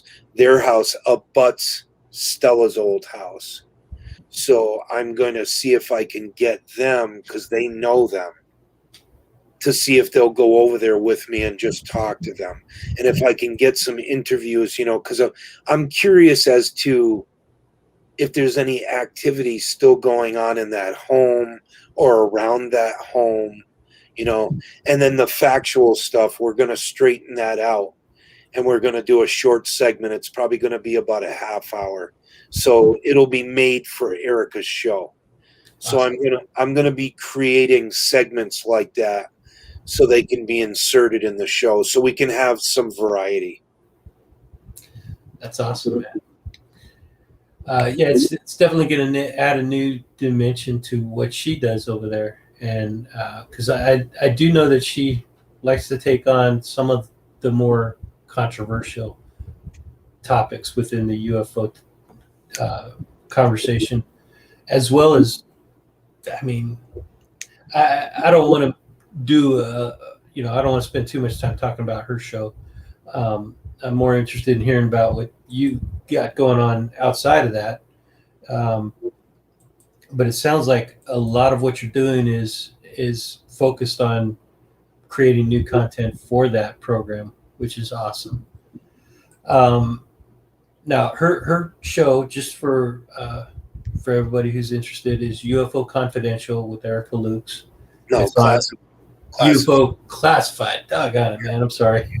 Okay, UFO Classified with Erica Lukes on YouTube. It used to be on Spreaker. Did she drop the Spreaker? Yeah, I think that it's going to be set up where the audio is going to go to a few places, and I think Spreaker's one of them. I'm not sure, but the main hub is going to be on YouTube, and then hopefully we can project it out to some other areas. Cool. You also have, since the last time we talked, you've updated your store, your online store. You kind of beefed it up with some content. Yeah. You've got some really cool UFO related T-shirts over there. What's the goal for that? Are you planning on becoming a millionaire off of T-shirt sales and retiring off of that? Or The sole reason that I built that site was to raise money for. So there's two different cameras that I want. I want a military grade Gen 3 night vision cam, which is, what they use in the military. Gen 3 is like the best you can get. And then I also want to purchase a full spectrum camera, which will pick up all different levels of the light spectrum. So these cameras, there's not too many people that use them because they're expensive. yeah, I just did a Google search, and the first one that came up is $5,800, almost $6,000. Yeah. So the money's really being going to be going towards new equipment, and then what I want to do eventually is we're going to get probably purchase a couple laptops, and we're going to try to live stream from out in the field. So Oh, right on. so Erica will shoot the camera over to me, and me and my research partner Dan will be out in the field with the cameras going. It'll be lit so people can see us. We'll do a little talk, and maybe spend 10-15 minutes looking around, try to see if we can put it through the infrared and scan the tree line so people can see what we're looking at. So we got a bunch of ideas that we're kind of playing around with right now. So we're going to see which ones work the best and try to make the show, unique. So. All right. Well, I just posted the link up there for anybody who's interested checking out some really cool UFO themed T-shirts that would help Scott reach his goals of upgrading his equipment and pursuing the truth of the UFO topic and bringing that to the public. They had Dave and John from Special Access Podcast. They bought a couple of my shirts and they wore them on the air, and they gave me a shout out, and it was pretty cool. So those guys are great. Dave was on my podcast a few months ago. Yeah. He's an interesting dude. I haven't talked with John, but I do see him on Twitter all the time. Yeah. They're doing some cool stuff with their program too. I mean, they've gone straight, full video, whereas before, when it was just Dave, he was doing only the podcast. Yeah, I was on Dave's show, and when it was only just the podcast. Yeah. That Dave managed to. I don't know, man. It seems like he came out of nowhere, and he was like connecting with these big name people in the UFO community, and I mean, he's got a great show. Yeah. And now they're on YouTube as well. Good couple of guys. Yeah, they're good guys. They're doing some good work over there. So I've got your contact information in the show notes down below on the YouTube channel. How often are you going to be updating your own YouTube channel, or are you just going to be putting the stuff out on Erica's channel now? I try to go out at least once or twice a week.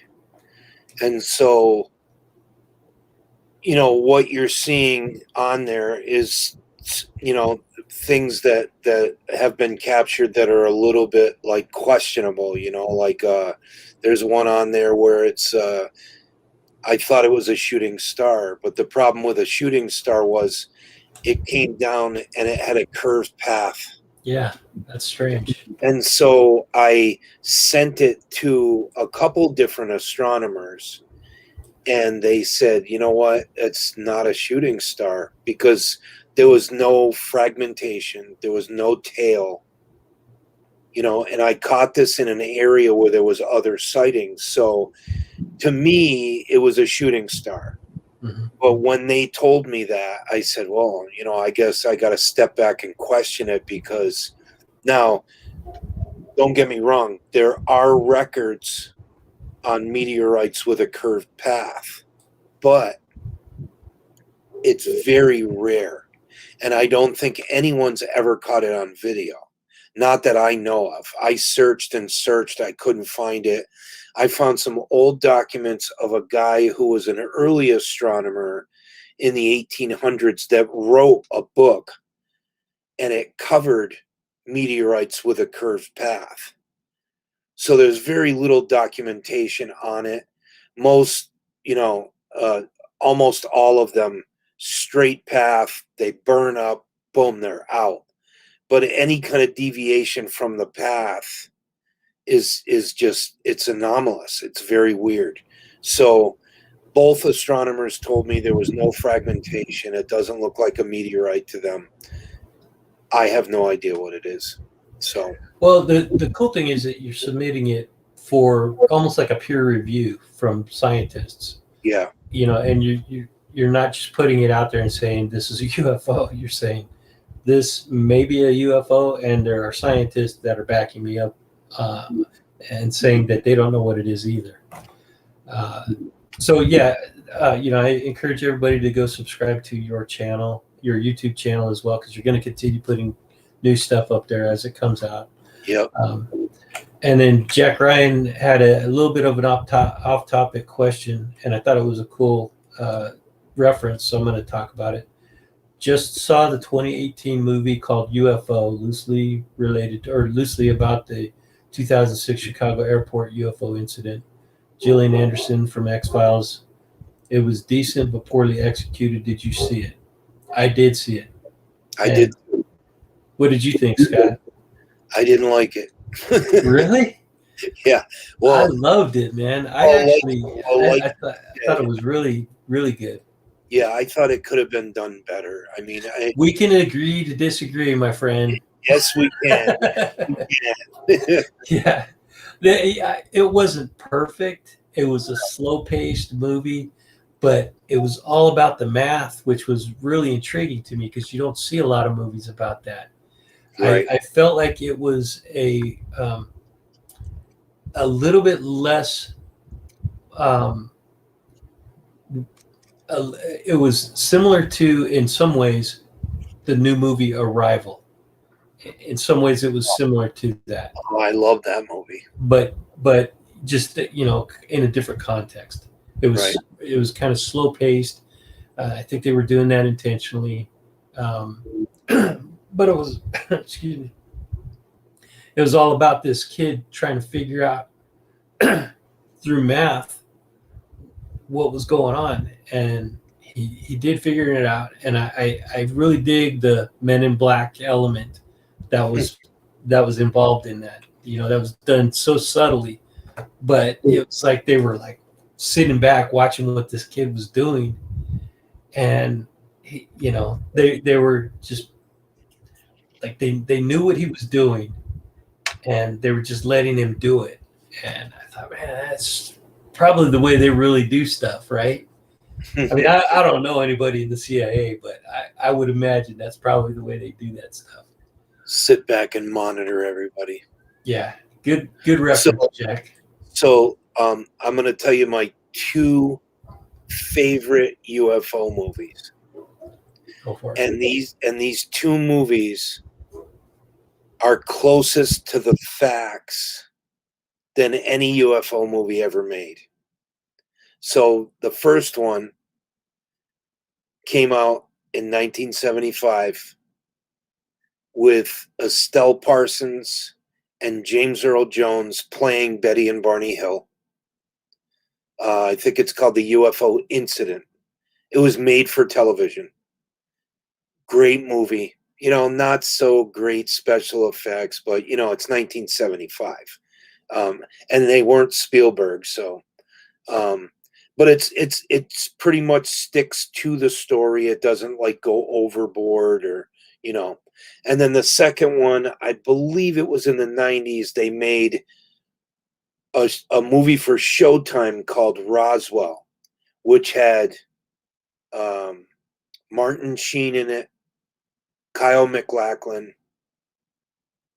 and they dramatized the whole thing where they were ridiculing Jesse Marcel, and they had a reunion where all the soldiers came together from the base, and he started talking UFOs, and they were pissed, and it's pretty cool.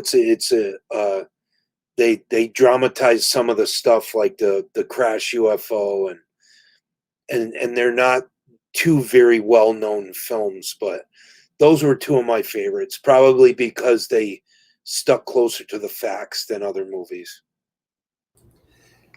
Yeah, that I would say my favorite UFO movie is still the tried and true Close Encounters of the Third Kind. I still think that's my favorite UFO movie, man. You gotta love that one. Yeah, you do. So Jack Ryan says, "Did you see the Werner Herzog's recent documentary on meteors?" Did not. I did not. That sounds interesting. And HBO is doing a movie about Luis Elizondo, Chris Mellon, and UFOs based on Leslie Kane's book. Yeah, I heard that. I just read that. Right on. That should be interesting. I hope they do it justice, because great book. It was a great book. I got a lot of respect for Leslie Keane. She's a very, very sharp woman. So, yeah, and she's kind of a central figure in this whole new phase of disclosure with Lou Elizondo and Chris Mellon. right. the Betty and Barney Hill movie. We know who saw that opening week. We're not going to talk about that, Jack. Thanks for your input, man. Yeah, if I had read that before I posted it, I wouldn't have posted that one, man. So I was gonna, you know what? I'll go ahead and ask you, man. There is a shirt on your website called UFOsis, UFOsis, or UFOsis. UFOsis. What is that, man? So this is a term that I coined, and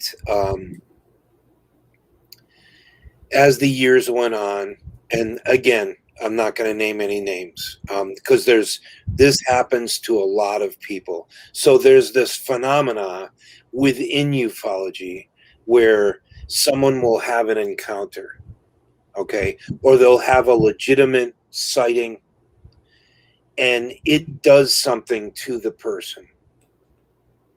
And from then on, everything's a UFO. Every anomaly, planes at a distance, that's a UFO, and, taking pictures and you're catching moisture droplets and dust and, the orbs are UFOs. And so I coined that term because I kept coming across people that were doing that. And initially they'll have an encounter. Like, for instance, the famous farmer, Billy Meyer from Switzerland. His photos became worldwide famous. He still sells calendars and shirts and memberships. And so I believe now this is a different kind of UFOsis where the person has an encounter or a sighting, and then they feel the need to produce. So they go on to make up UFOs, hoax pictures, and so it's kind of like a different type of obsession with the subject where they need to produce something. And then on the other hand, you've got the guy that is, he had an encounter and, around every corner there's an alien, or there's a UFO every time he walks outside, or, the cup fell off the counter, so it must have been something paranormal, and that type of thing. So that is so common in the UFO community. It is crazy. And some of the most famous experiencers have turned out this way, where everything's a UFO. And I think it affects them in a certain way, psychologically, where it causes that to happen.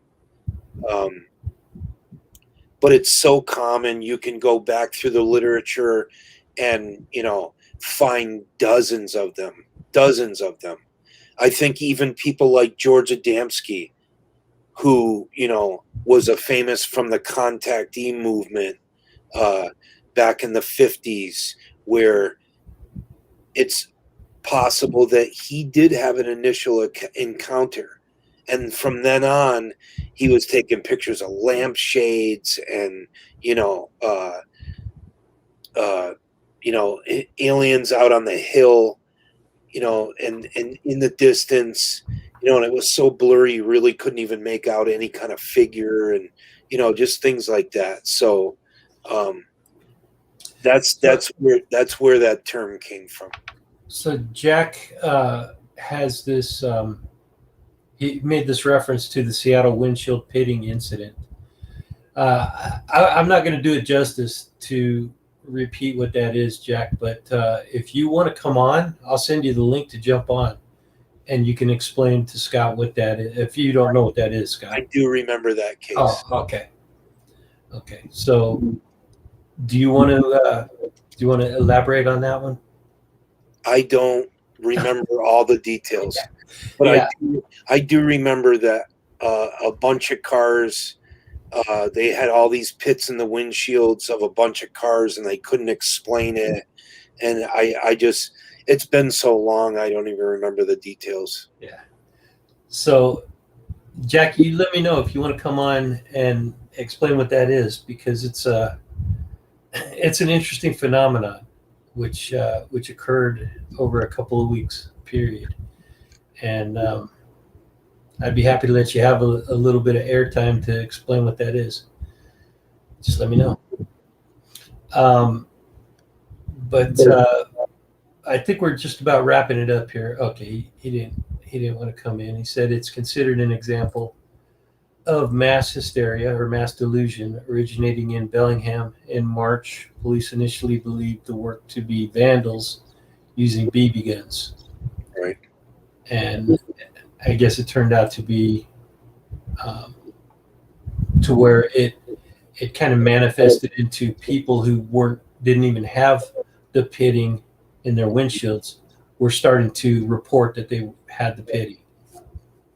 Right. So it evolved into unless I'm misunderstanding what that was, but that's what my understanding was, that it started out with a core group of people who were reporting this, but it grew and grew to where people who didn't even have the pitting were also reporting this phenomenon.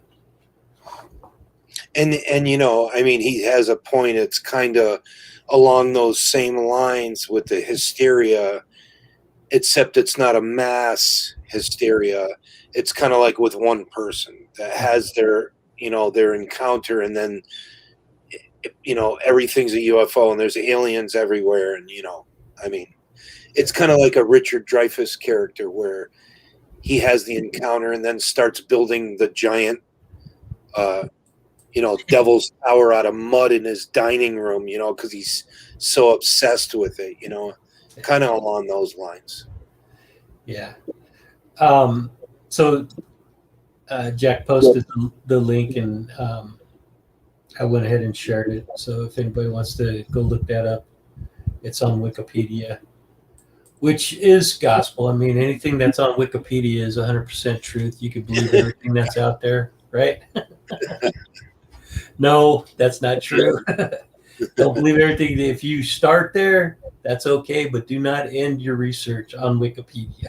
No, don't do that. You got to dig deeper. Yeah. Okay, Scott. Well, let's go ahead and wind down here a little bit. So you're on Facebook at In the Field, or it's actually Facebook groups / Scott Browne, your name. You're on Twitter. It's S Browne ITF. What does ITF stand for? That's an inside joke between Scott and I, because I was like, and when you said it, I was like, what? Yeah, right. I even, like, after you replied and said that's what it is, I was like, oh my God, how could I not realize what that is? So ITF is In the Field, if anybody's wondering.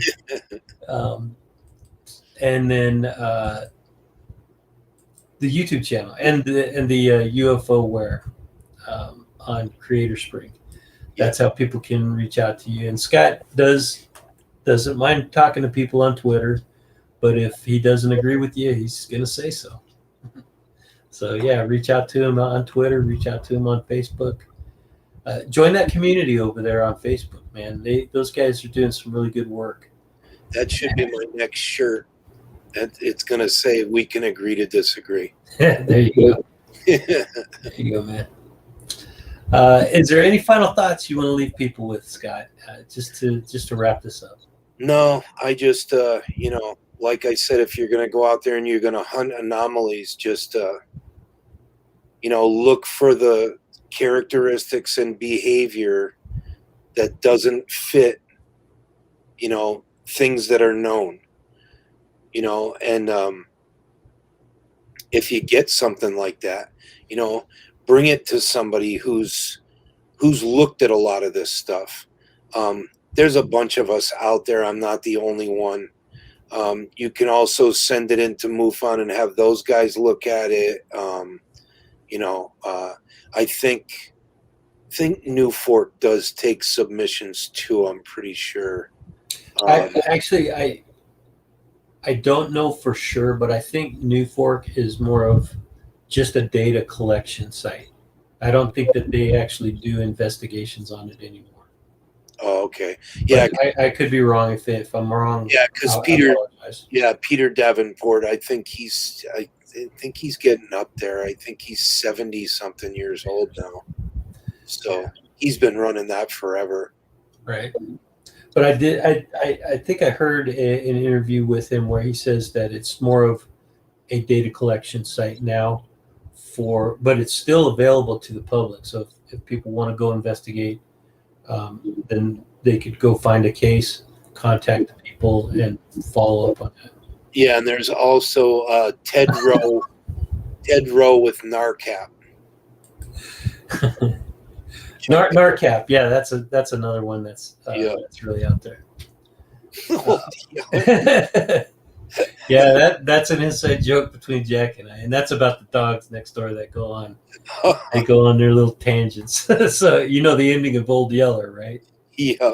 Yeah. No, I have no hatred for my neighbor's dogs. I love animals. So, hey, man, great talking with you, Scott. Appreciate all you guys in the chat room for your input, contribution to the conversation.